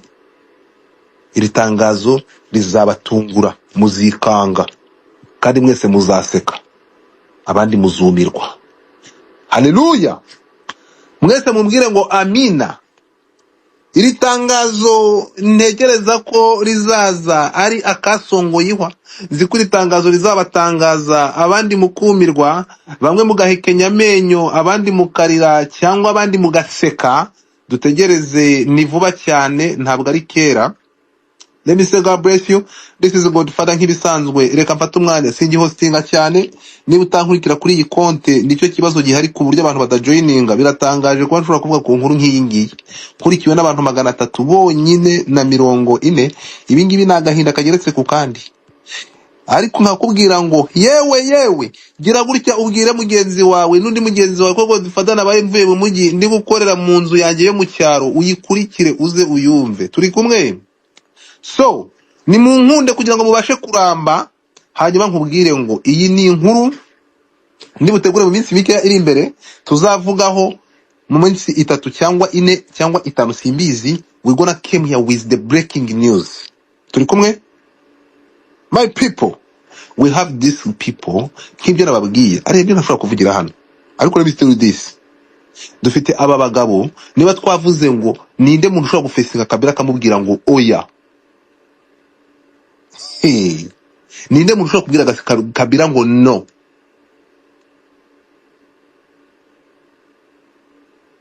Ni umugabo ejo utarabashije guhururana n'abandi ngo ajye kureba Kabila, abandi bagiye. My friend, dufite abagabo.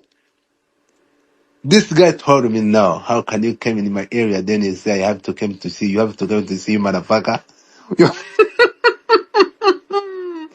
Bro, okay, this is the space. Harimo aduyi, harimo n'abandi, hari byo ntashobora kuvugira aha. Gusa what you have to know, dufite abagabo nkabo. Iyo navuga ngo ninde muntu ushobora gusfesinga Kabila, ni umuntu udashobora kugera hari igomba akavuga ati ntabwo ngenze guhurura, wansanze muri reneho zanjye ngo ngenze kukwakira. Twakirira iwanjye gute? Urampa audience cyangwa ndaguha audience? I'm not. We need these people. Muri kubyumva cyangwa ntago muri kubyumva? Kabila ejo yakiriye abantu iwe, ariko hari umuntu ugomba kwakira Kabila. Who is that guy? Where's that person? One and only one. The person who has the area as a king, as a boss. So ibi ngibi nibyo mbabwira ngo those people uvuga ngo no.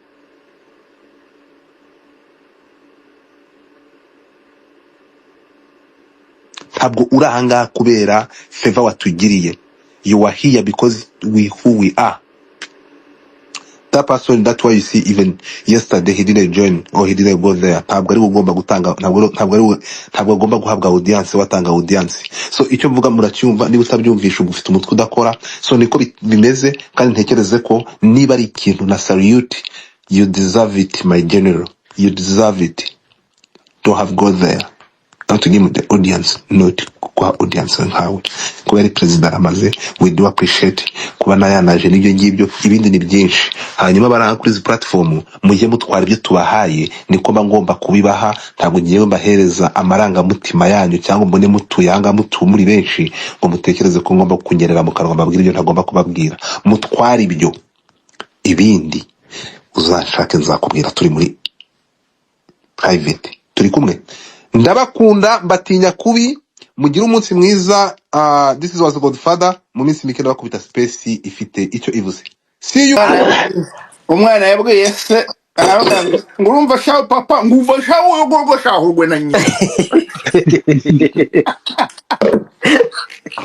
ewe sinaya kabuze umuguzi gasubira nyirako ngusubije kirombo na ntuza nandayishimiye Urabasubije? Sniper, ndabona umushyitsi twari dufite twari twabwiye ngo aze kutuganiriza yahageze. Burya Umushyitsi network ninde? Christophe Ruhumuriza, ni umu-analyste mwiza, azi kudusesengurira ibintu byo muri Congo cyane, azi kubitugerera indani. Umugani wa mugabo ngo aba afite amakuru yakuye mu kanwa k'ifarashi, iwe aba afite amakuru yakuye mu ndiba y'imitima ya Gisegeti n'abandi bayobozi hariya muri Congo. Reka azamuka afate mikoro yiwe kugira ngo abashe kutuganiriza, afate umwanya urambuye rwose atuganirize. Abafite ibibazo muramubaza arabasha kubasubiza. Murakoze. Bwana Christophe Ruhumuriza, ni karibu.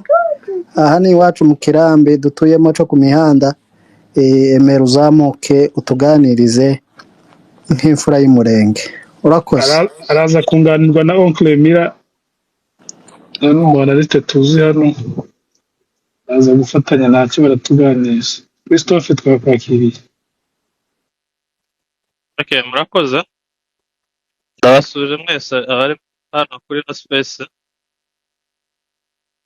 Sibye ko abenshi bajya bahindura amazina biza bingora kumenya kubayidantisha kubera umva mbazi zino mazina bakoresha hano, ariko andi mazina ku ruhande, so bikagora umuntu kuganiriza abantu amazina atari ayabo. Aimable, nabusuje Oncle Grand Frère. Salama baba, none se nitwa Mira wa Mira, niryo zina ryanje, nitwa Rugaju Mirama wa Mirama. Urumva ntaho byapfiriye. Anyway, so kuvuga kuri discours ya President Kabila biri ntabwo bigoye cyane kubera ko twese twagiye tubivugaho, nubwo space yagiye iba intercoupe, ariko by'ukuri ibyo yavuze ni ururimi rwumvikana mu Gifaransa gusa. Icyo twafashanya ni ukudecortica les non-dits za discours politique, kandi buriya muri discours politique les non-dits nizo ziba zikomeye kurusha ibindi byose. Sinja gutinda kuri forme na critique iri hatari wakora kuri discours yavuzwe n'uwahoze ari perezida w'igihugu panda 18 ayoboye igihugu gikomeye nka Congo imyaka 8. Si waje muri background ya Kabila irazwi, gusa icyo wenda turi buze kugarukaho cyane, nawe wenyine yibukije abantu ko ari umusirikare, ari umugeneral. Iyi ni aspect ikomeye yagaragaje muri no discours, kubera ko na context turimo, igihugu kirimo context y'intambara, agasulinya ko ari umusirikare. Ni message ikomeye haye Felix, yamwibukije ko ari umusirikare nyuma y'amakizasiyo menshi bagize bamukorera nyuma y'imyaka 6 atabasubiza yaje muri casquette y'umusirikare ancien chef d'état major chargé des forces terrestres ancien président de la république ufite expérience y'imyaka 18 ufite carnet d'adresse ufite memize kuri kiriya gisirikare Felix arimo arakoresha yikoreye wenyine pendant 18 ans yaformye azi abasirikare bose amaofisiye yose azi ikongo yayigenzagenza atwaye imodoka anyuramo atwaye indege azi aho yokandira azi amakonfli yabaye muri Congo durant 18 ans azi aho byapfiriye wenyine yarabivuze igihe yari Namibia nako South Africa avuga ko ngo azi erere ziwe araziyasima.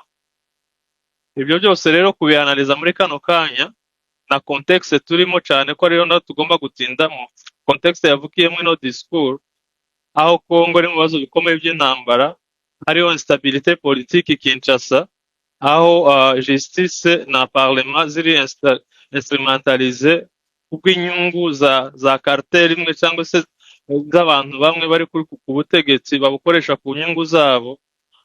Aho yatanze igihugu gisa ngaho habaye passation pacifique du pouvoir mu buryo bwo promouvoir démocratie mu gihe kirekire, aho noneho ubutegetsi ubungubu no munsi busa n'ubupenaliza cyangwa se n'ubukandamiza une partie cyangwa se une grande majorité de la population congolaise ba linguistique swahiliphone. Ni amapoinsa yakomeye ari nayo noneho atuma zino ntambara z'uno munsi zigenda zifata indi yalire itandukanye n'uburyo cyangwa se forme zari zifite igenda itandukanye niyo zatangizanyije. Numvise abantu benshi bavuga bashaka kugaruka ngo se ngo aje nkande ngo agarutse nkande. Statut yiwe iri indiscutable, ni ancien chef de l'état afite iyo statut, ni general ni general major wa gisirikare wayoboye force terrestre wabaye mu ntambara w'umurevolutionnaire.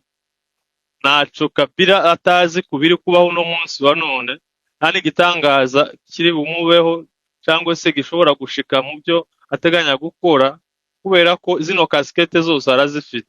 Ni ancien rebelle, ni ancien chef d'état, ni ancien chef d'état major, ni afite casquette nyinshi ushobora kumureberamo muri iriya discours ugasanga ibyo yavugaga nyine za nundi navuze cyangwa bitavuze muri discours bitumvikana n'amatwi aya ngaya yacu twumvisha ama discours ari byo bikomeye kurusha ibindi byose dushobora kwibwira. Ikibazo cyo kuza muri alliance ngo arafatiye statut ico si ikibazo cyacu dushobora kwibaza hano. Abari muri alliance bazi impamvu batangiye revolution, bazi n'ibyiza n'ibikenewe kugira ngo revolution igire imbaraga n'ijwi rya revolution ryumvikane ku yindi level itandukanye n'ibyari biriho. Murabizi ko kubino ntambara yatangira n'icyo duhere ku gihe nanga yaziye revolution yafashe indi yalire na connotation yari ifite ko ari revolution y'abatutsi byahise bifata indi ntera simbi revolution y'abatutsi, ariko ntabwo twokora revolution y'abantu b'ubwoko bumwe ngo amahanga atumveze cyangwa n'abandi bakongomane babyumva, cyane ko Kongo ari agglomeration y'abantu bafite plus ya 450 ethnies. Ntabwo revolution y'abantu bamwe yogira imbaraga iyo hatajemo aspect alliance. So alliance rero iri kugenda iba alliance biri kuva kuri nanga bifata indi yalire, nubwo Kabila ati prononce yavuze ko ngo aje muri alliance, ariko iyo aspect izo breche zo kumva ko Kabila yaza se cyangwa atazaje kubande ibyo ntibitureba, tubirekere abayobozi, tuzobirekere n'abayobozi n'abafite capacité zo kujira le pour et le contre za présence ya Kabila cyangwa se ya présence y'abandi bantu bashobora kuza muri alliance, kuko politique ni ikintu gikomeye. Ntabwo ushobora kurebera politique mu byo wowe wifuza gusa, ibyo wifuza bitegerezwa kubona ibindi bikomeye kugira ngo ibyo bikomeye n'ibyawe binyuzwizwemo, kuko ni inyungu z'abantu benshi, ni inyungu z'amaspe menshi zigomba kubaho, ikaba nka concert d'intérêt, ariko muri za concert d'intérêt intérêt zacu nazo zikabonega umuti. So ikijanye n'ijambo nabonye rikomeye wenda abantu dushobora kugira interpretation zitandukanye ni kuvuga ngo je viens mettre fin à la dictature. Ni ijambo rikomeye njye ntekereza ko rizingiyemo n'ariya mapoyandi 11 asigaye, kubera ko nyuma yo kumettre fin à la dictature biriya byose byo kuinstaurer état de droit, bya cohésion, byo kwirukana ama groupe armé, cyangwa se byo kwirukana ama force étrangère ari kuri territoire ya Congo n'aba mercenaires n'ibiki byose bizingiye muri gushira iherezo kuri dictature. Kandi mu gushira iherezo ubirebye neza muri akora analyse matike y'amagambo, no kuvuga ngo ntabwo biri no muri fitire ya kera, ni nkaho biri muri fitire proche. Ni ibintu deja bishobora kuba biri en marche, kubera ko Kabila bamenyereye discours ziwe pendant 18 ans enye yiwe. Kabila ni umuntu udahubuka cyane, Kabila ni umuntu udakunda kuvuga, ni umuntu force yiwe iri mu Kabila muri silence. So Kabila yavuze ibintu byinshi, usanga ari ibintu bifite ireme, uburyo ikintu yavuze ushobora kugitekerezaho kabiri kugira ngo ushireho commentaire yawe, kuko haba harimo interpretation nyinshi zitandukanye. Iyo utegereye amadiscours menshi ya Kabila, ubwa mbere witegere, nagerageje no gushaka version iri écrite kugira byibuse mbashe kugira ide nziza urenze ibyo numvaga narebaga iriya video. Nashatse version écrite, at least iri no gusoma n'amagambo uzawumva signification yayo birenze kurusha kubitegera. Nayishatse ndayibona, ndayisoma nk'inshuro zitatu ninyuramo kugira byibuze mbashe kudecortica les nonti zi discours politique. Ariko mu magambo make wenda ntanabarambiye, igihari nuko Kabila agarutse en force, en position de force, kandi agarutse atari muri mu buryo bwo gusiplia pouvoir no ngo baje mu biga. Tabwo exclure aspect y'ibiganiro, yanashimye n'ibiganiro bya Senko na SSC bo ashimye initiative yabo, nubwo yavuze ko atari kamara. Ariko igihari nuko Kabila ashobora kubaje kumettre fin kuri no dictature par tous les voies et les moyens zishoboka, même si atashobora kuetala stratégie politique na stratégie militaire ziwe hariya ngo abivuge. Ariko mu kigaragara nuko il se donne l'opportunité, se cyangwa se le courage yo kuvuga ko inzira zose zishoboka kugira ngo babashe kuinstaurer ubutegetsi bwa démocratie, guhagarika dictature. Il s'est donné la permission, cyangwa se permis kubivuga ko akangurira abakongomani kugira ngo baze bamufashe kugira ngo kino kintu babashe kukigeraho. Sinkabya nubwo nshidikanya ko Kabila yaje afite alire yo kuvuga ngo ashobora no gukoresha imbaraga kugira ngo dictature ibashe gushigwaho iherezo. Kandi imbaraga zivugwa murabizi ma discours ya Nanga, murabitegera buri gihe. Nanga aravuga ngo twebwe tuzagenda duhagarika ubutegetsi bw'i Kinshasa, upenaliza abakongomani uhereye ku bibazo by'abatutsi bigize imyaka, même si tutirengagiza ko Kabila muri bino bibazo harimo part ya responsabilité yiwe. Ariko icingenzi tureba imbere noneho igishobora nonto kutuzanira agakiza. Kabila wejo na Kabila wa none nihe difference barimo irahari, kandi nini nuko ijambo rya mbere yemera ko hari amaherere yakoze kuba atararangije ibibazo byacu by'impunzi n'abatutsi, voire même n'ibibazo bindi by'abakongomani byari bikomeye by'imvutu yagomba kurangiza muri ya myaka 18 yagize. Ntabwo byo tuma tumutera icizere mu gihe aje muri alliance. Alliance ni force zitandukanye zigomba kwishira hamwe avec un objectif wenda commun yo kumettre fin kuri dictature ya régime en place. Navuga ko indi aspect iri important ni kintu yashizemo c'abaswahili bari marginalize n'ubutegetsi buri yankuru. Kandi ama example arahari ni menshi. Navuga Salomon Escadela, navuga Seth Tikuni, nubwo bose bamaze bafunguwe. Ikiri plus récent Matata wakatiwe 10 ans, kandi mu by'ukuri projet ya Bukangalonzo na ministre wa finance wenyine wari uhari ico gihe wiwe ntabwo yabaye interpellé. Ntabwo Matata yigeze abona amafaranga ngo aje kuri konte ye cyangwa se ngo yakora ku mafaranga, ariko wenyine arabyivugira ko ari procès politique bamusabye kuja muri Union Sacrée, arabihakana. Nubwo guhakana kwe kuja muri Union Sacrée bahita baactiva iriya procès ya Bukangalonzo. Uyu munsi nawe akaba baye nkakatumbi nawe umuswahili phone uri en exil, Matata ari en exil, Kabila en exil, abo bajenero bose yavugaga n'aba officier supérieur b'abaswahili inclus aba batutsi natwe tubarirwa mu baswahili muri Congo. C'est-à-dire que abaswahili ni nayo partie ifite la grande partie de la majorité ya Congo, c'est cyangwa pourcentage nini donc est yonyine partie y'abaswahili ni 57% ya population congolaise. Abo bantu bonyine bashobore kumva ko bagomba kwibohora kuri buno butegetsi cyangwa kuri no dictature, ni force itari négligeable iriya regime en place idashobora gukora resistance bano baswahili bonyine bashoboye kwifata en charge.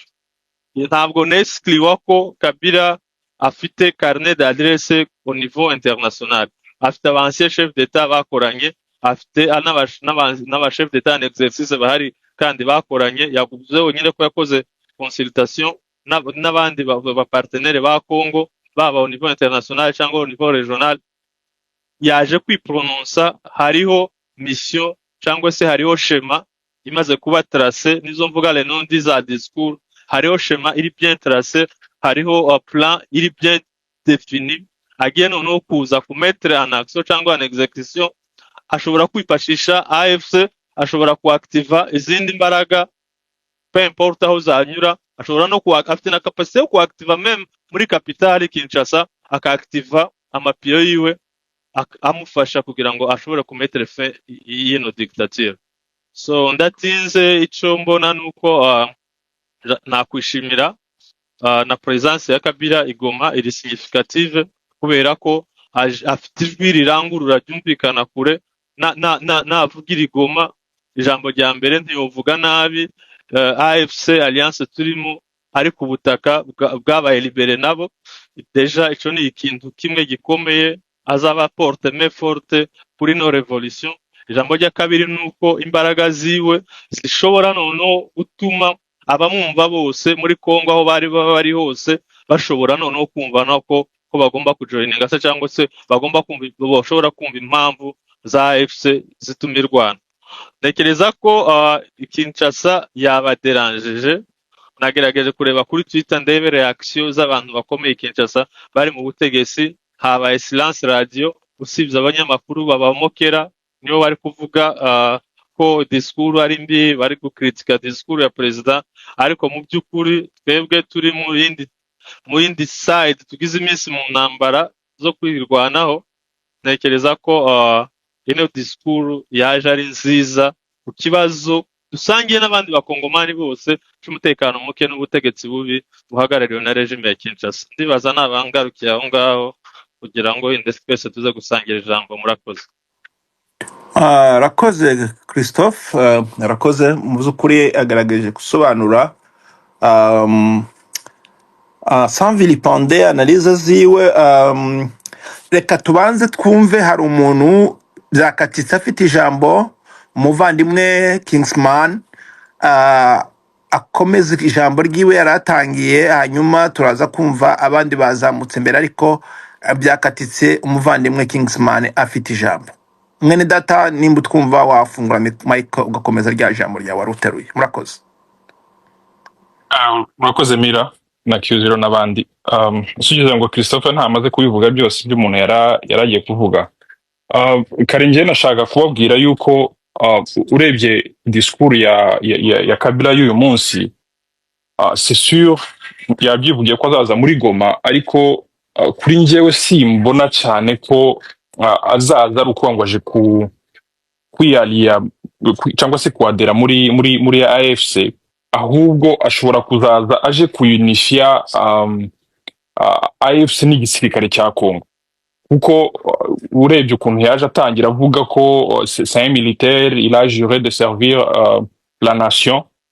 Iriya yari nka FBA yo kubwira abandi basirikare ati mwebwe murebe gukorera umuntu ku giti cye, ahubwo mukorere igihugu. So yari façon yo kuzabapusa bon muri analyse zacu nkeya nko mu buryo bwo kwigenga, wenda bazakorana na un coup d'état. Ariko kubona Kabila muri casquette yiwe nk'umuntu wahoza haranira wenda amahoro, guhuza imitwe y'irwanaho nyinshi mu gihugu cyangwa se ama rebellion, uyu munsi kugira ngo ahite adera rebelle bon revolution kugira ngo ariho kuraho ubutegetsi ntabwo mbona ko byaba ahubwo ndi kumubona muri casquette yo kureunifia ibyo bice zombi.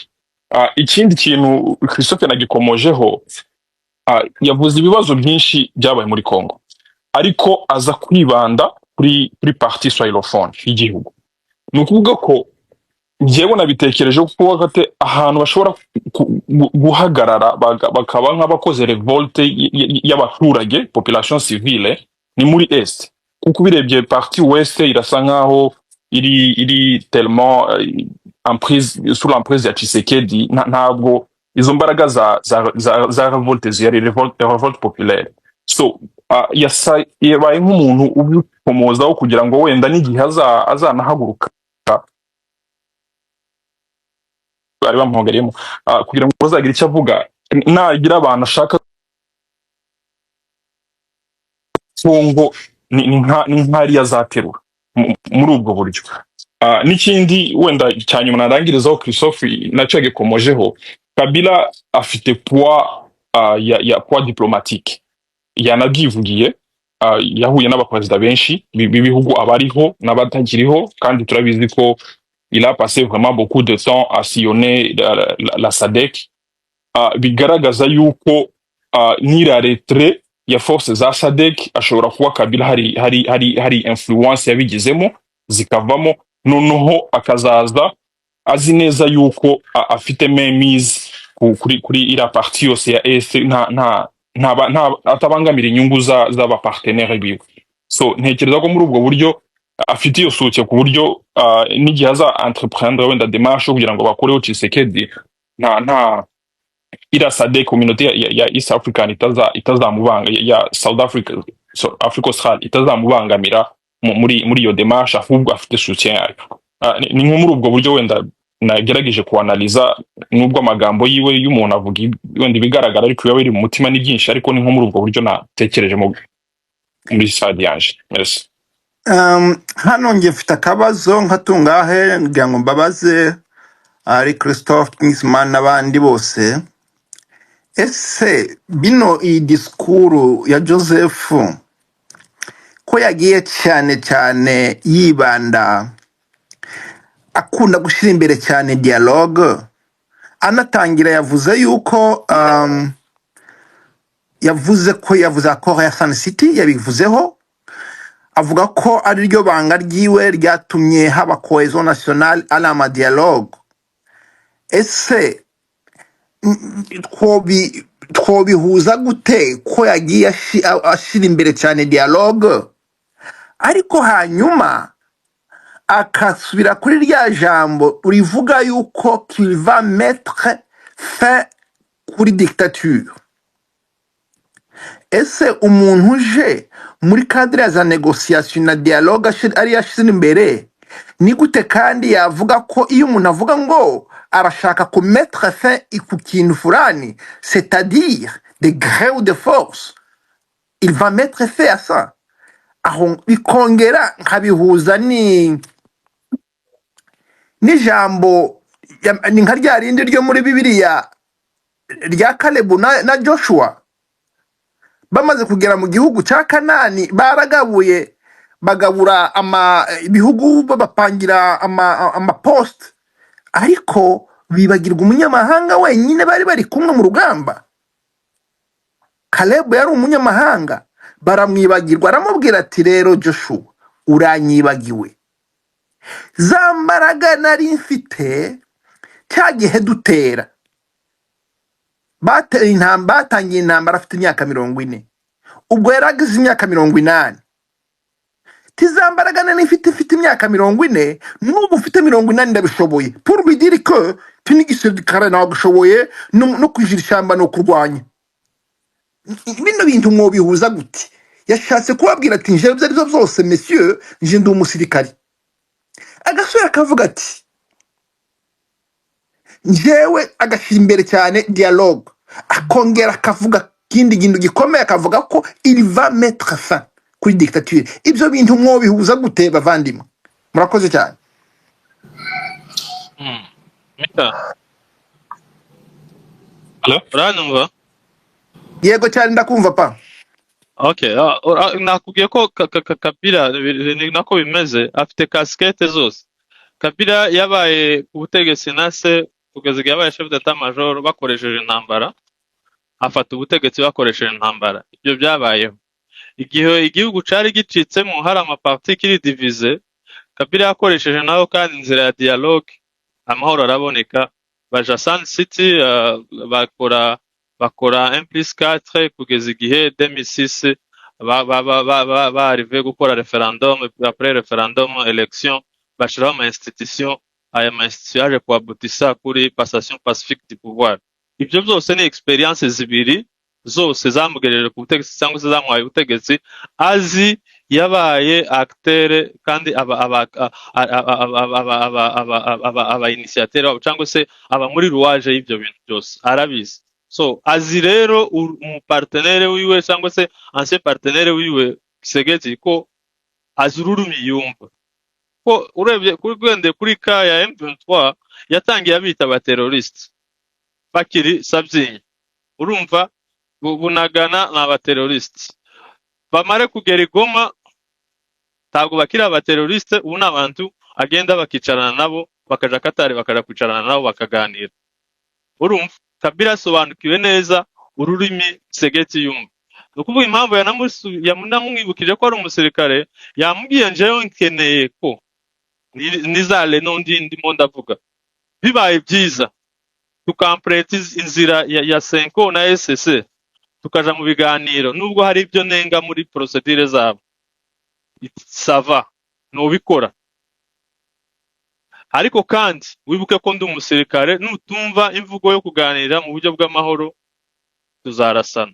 So icyo numva aho bihuriye byose, Kabila ntabwo no gukora na consultation yagira akora, ndetse mwabonye mu bushize ukwezi gushize Obasanjo mu munsi umwe yagiye ya consulta ahantu hatatu mu bigo bitatu bitandukanye. Hariho urgence ituma Kisegeti agomba kumva ko agomba kuganira na zino parti. Navuga ko kuri uno munsi nubwo Kabila adafite igisirikare, namwita ari muri opposition, ariko ni opposition non armée. Inzira akoresha niyo gushaka uburyo bw'ibiganiro, ariko mu gihe Kisegeti adashobora kumva inzira y'ibiganiro, Kabila ari ready nabyo, yanabirapere neza mu musirikari kandi yakoze rebellion, azi revolution icyo bisobanura. Kabila kuryama mu ishamba si ikintu gisha kuri we, kwambara bute si ikintu gisha kuri we, kuja ku rugamba ni ibintu amenyereye, ni ibintu yabayemo. Izo ndimi zose donc iwe ara privilege option zose kugira ngo ashobore kumettre fin à la dictature. Ndumva Kingman ya complete, ariko nibyo kuko izo casquette zose arazifite kandi arabishoboye kubikora, yo nabikora.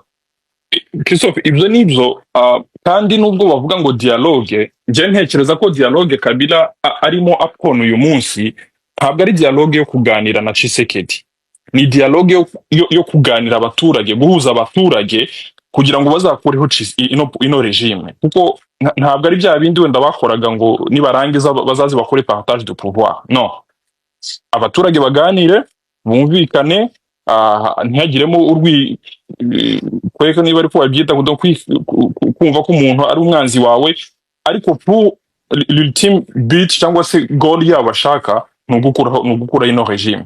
Kandi yabisura inshuro nyinshi cyane, avuga nyine ibibi, unategera discours yose yibanze cyane ku makosa y'ino regime. Mbese nta kintu na kimwe yigeze ashima avuga se ko ari n'icyo bigeze bakora. So rero simbona ko ari ukuganira nayo, ahubwo nuze mu bya Christophe, niba dakoresha dialogue isanzwe iri politique, bazakoresha intambara, ariko pourvu que icyo bashaka kugeraho ni ugukuraho Tshisekedi. Mbese muri make ni nkaho yiteguye kuvuga ngo kama mbaya Tshisekedi agomba kuvaho.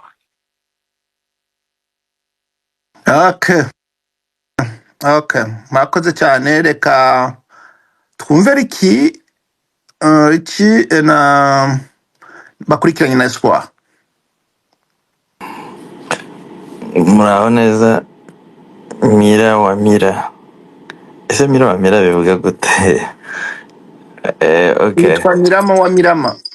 Mirama wa Mirama, voilà. bon Soma sasa Mirama Mira ugasimutipe. nuko miragura Ehe. Ya ngira ngo ninjiyemo hano nsanga abambere bakoze analyse nziza y'iriya speech yose, biraza kungora wenda kuzana ikintu gisha wenda batavuzeho, ariko muri make njyewe gusa ni speech iri tellement politique kandi rwose impeccable. Yari speech yagiye akora ku bintu byose, yanarije ikibazo ca Congo kandi yatangiye yerekana ko yatanze ubutegetsi abutanga ku neza abo pasa nyine pacifiquement. Avuga ko n'igitumye breaking silence yiwe, donc mu bitekerezo by'uko iyi presenta yavuze yuko ukurikiranye ibibazo ukuntu byagiye biba n'ukuntu igihugu kirimo, yavuze ko amateka yavuze ngo tribunal de l'histoire ngo ishobora kuzabimubaza, none ahitamo kugaruka kugira ngo nawe atange umusanzu wiwe nk'undi mukongomani wari we wese. Ngira ngo wenda sindi buze no gutinda mu bintu bagiye bavuga, yagiye avuga ibibazo byose kandi yakoze kuri point zose.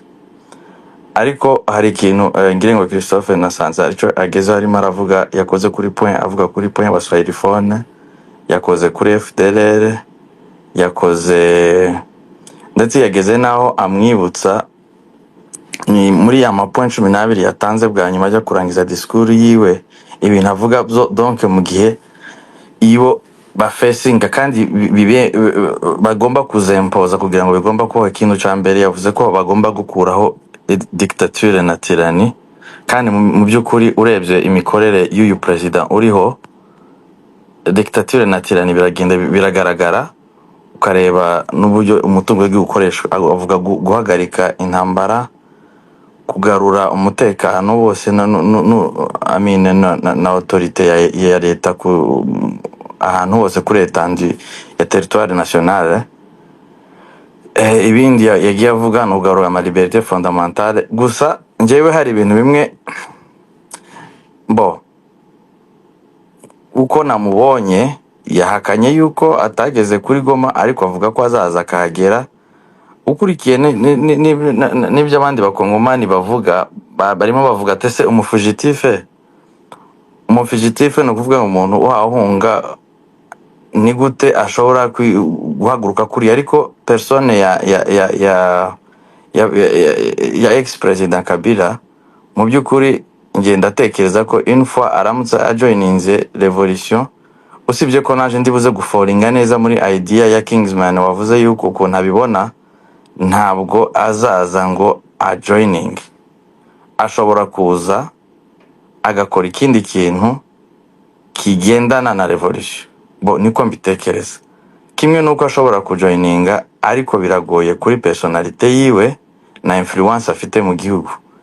Nibwo akiva ku butegetsi, Dede afite abakongomani benshi bamwumva, abakatange, kandi n'iyi monde Swahilifone hari n'ikindi kintu yavuze ushobora no kuvuga uti ashobora kuba yanagumuriyemo n'abasirikare. Yavuze ko abasirikare ba Congo atari uko batokora neza kuko arabaza zina capacité yabo, ahubwo yavuze ko ikibazo ari uburyo bafashwe ni traitement babona, niyo mpamvu ituma badatanga hari umusaruro ufatika.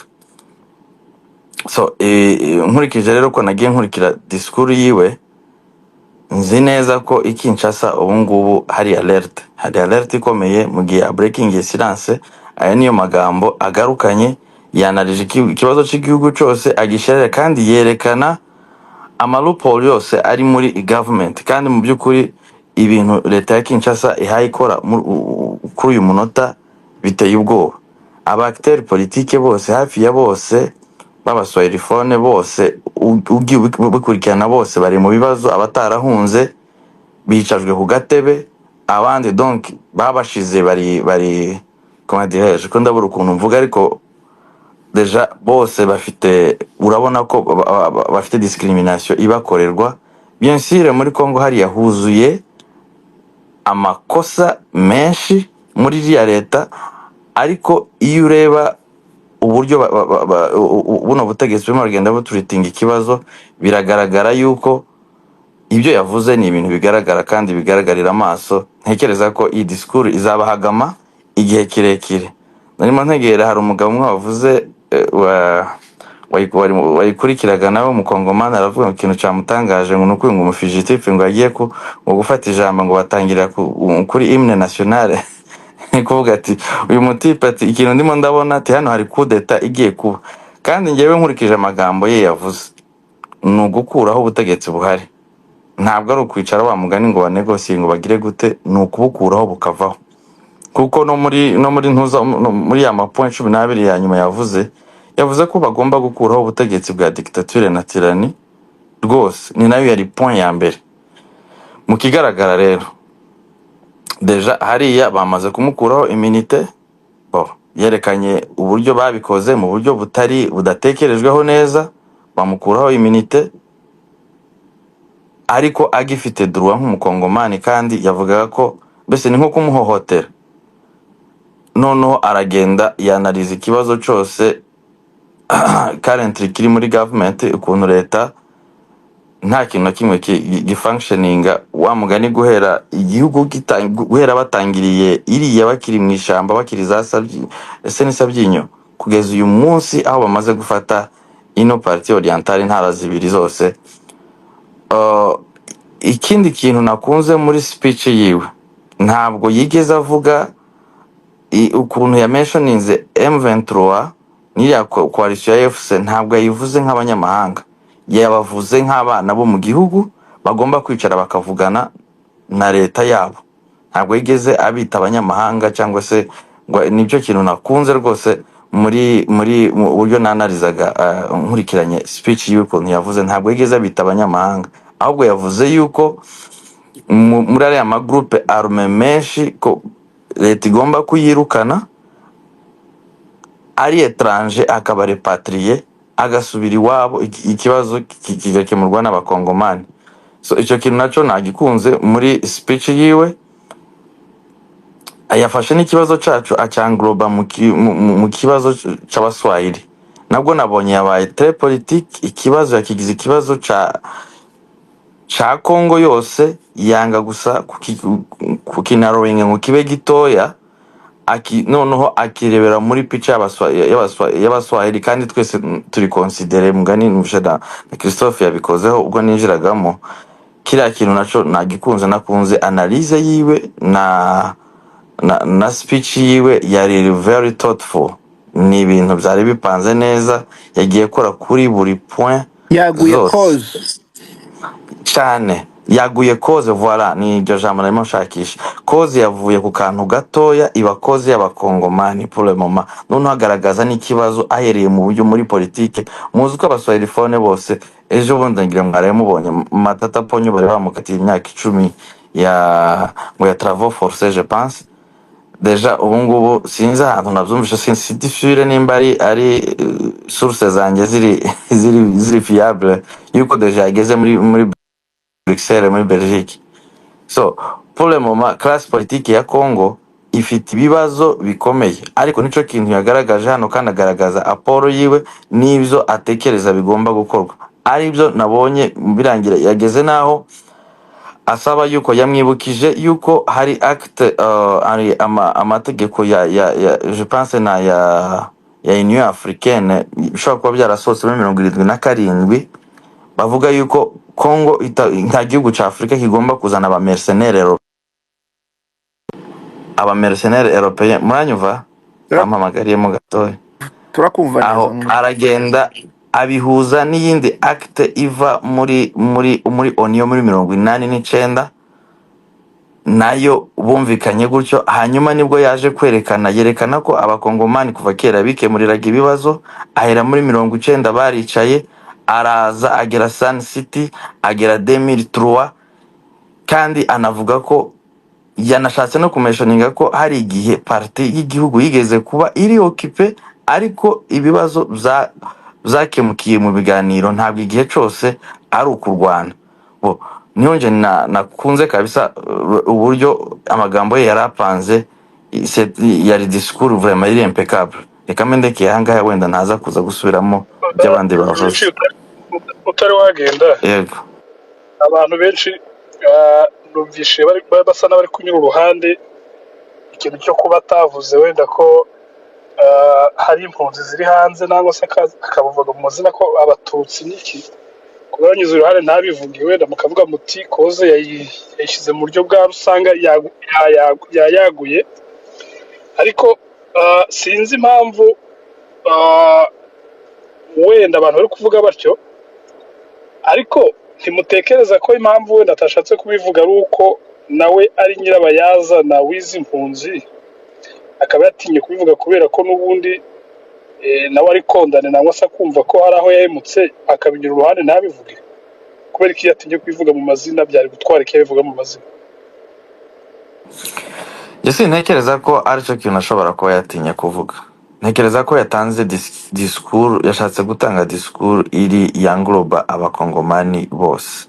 Ntabwo yashatse no kwerekana ko ahengamiye muri AFC pour le moment, uko nje nabitekereje, gusa yerekanye ko abakongomani bakeneye revolution yose. Ni Kongo yose ikeneye revolution, hanyuma n'abarimo barayikora bakeneye kwicara bakaganira.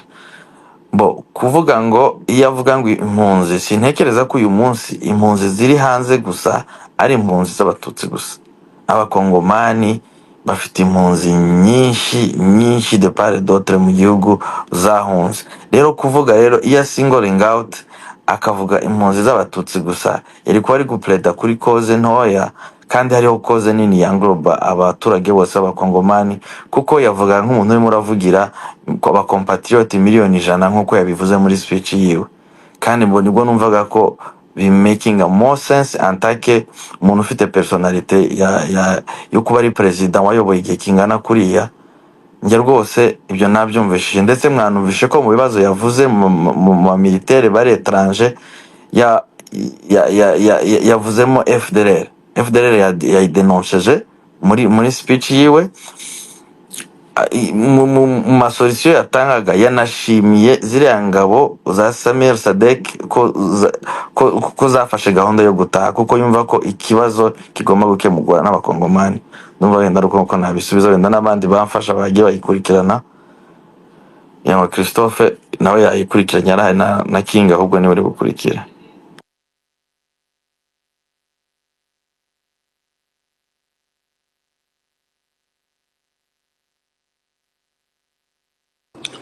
siba ko hoste basinziriye yeme ya murakoze Richi mu by'ukuri na Christophe mwakoze, kandi turacabakeneye ahangaha ntimugeraho mugenda, kuko abantu bafite ibibazo byinshi byo kwibaza kandi mukabasha no kubasubiza. Nje nibazaga se niki cyateye leta ya Kongo cyangwa abasenateri umusibejo gukuraho icizere uwahoze ari perezida Joseph Kabila umukura kuri uriya mwanya w'ubusenateri uhoraho. Waba ufite igisubizo yadusubiza hagati ya Richi na Christophe. Mu by'ukuri ibintu mubimuzi kugira ngo abantu babashe kubyumva, harimo abantu batabashe kubisobanukirwa neza, mwabitubwira ku buryo burambuye. Murakoze.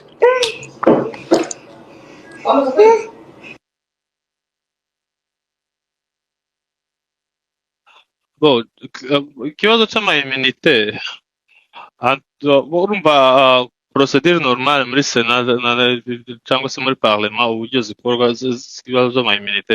D'abord statut y'ancien chef d'État muri Congo ni statut particulier et uniquement ubu ngubu dufite sénateur umwe jusqu'à présent afite statut iri particulier ahabwa na constitution. Ntabwo abandi basenateri nshobora kwita ko tari abakolege biwe bafite statut zitandukanye, kuko bo ni abasenateri par election, ariko we ni senateur par constitution, par voie constitutionnelle. Kabila rero ejo yagombaga kuba entendu na komisiyo igizwe n'abasenateri 40. Ufite procedure normale bagomba kumuhamagaza bakamwumva selo ibyo bamurega, ariko Kabila urumva babikoze nyine babizi ko adahari. Batanze invitation yo kuri residence officielle ya GLM, ntabwo yari ahari. Urumva n'umuavoka wa mu representant ntabwo yari ahari, nako bigaragaza ko biriya byose nta gaciro bihaye. Mu komisiyo yonyine mu basenateri 40 bari muri komisiyo bose baratowe ngo wi immunité zigomba kuba leve. C'est-à-dire que procédure yatangiye la messe était déjà dite, ntabwo bari kubisubiza inyuma. Ni ukuvuga ngo tractation zihari cyangwa se volonté ya pouvoir nabyo ya denonce avuga ngo parlement ikora ku nyungu z'ubutegetsi buhari. Noneho n'amatora aje kuhaba baje gutora batora kuri majorité écrasante ko nyine bemeye ko izo immunité ziyo zigomba kuba leve. Ni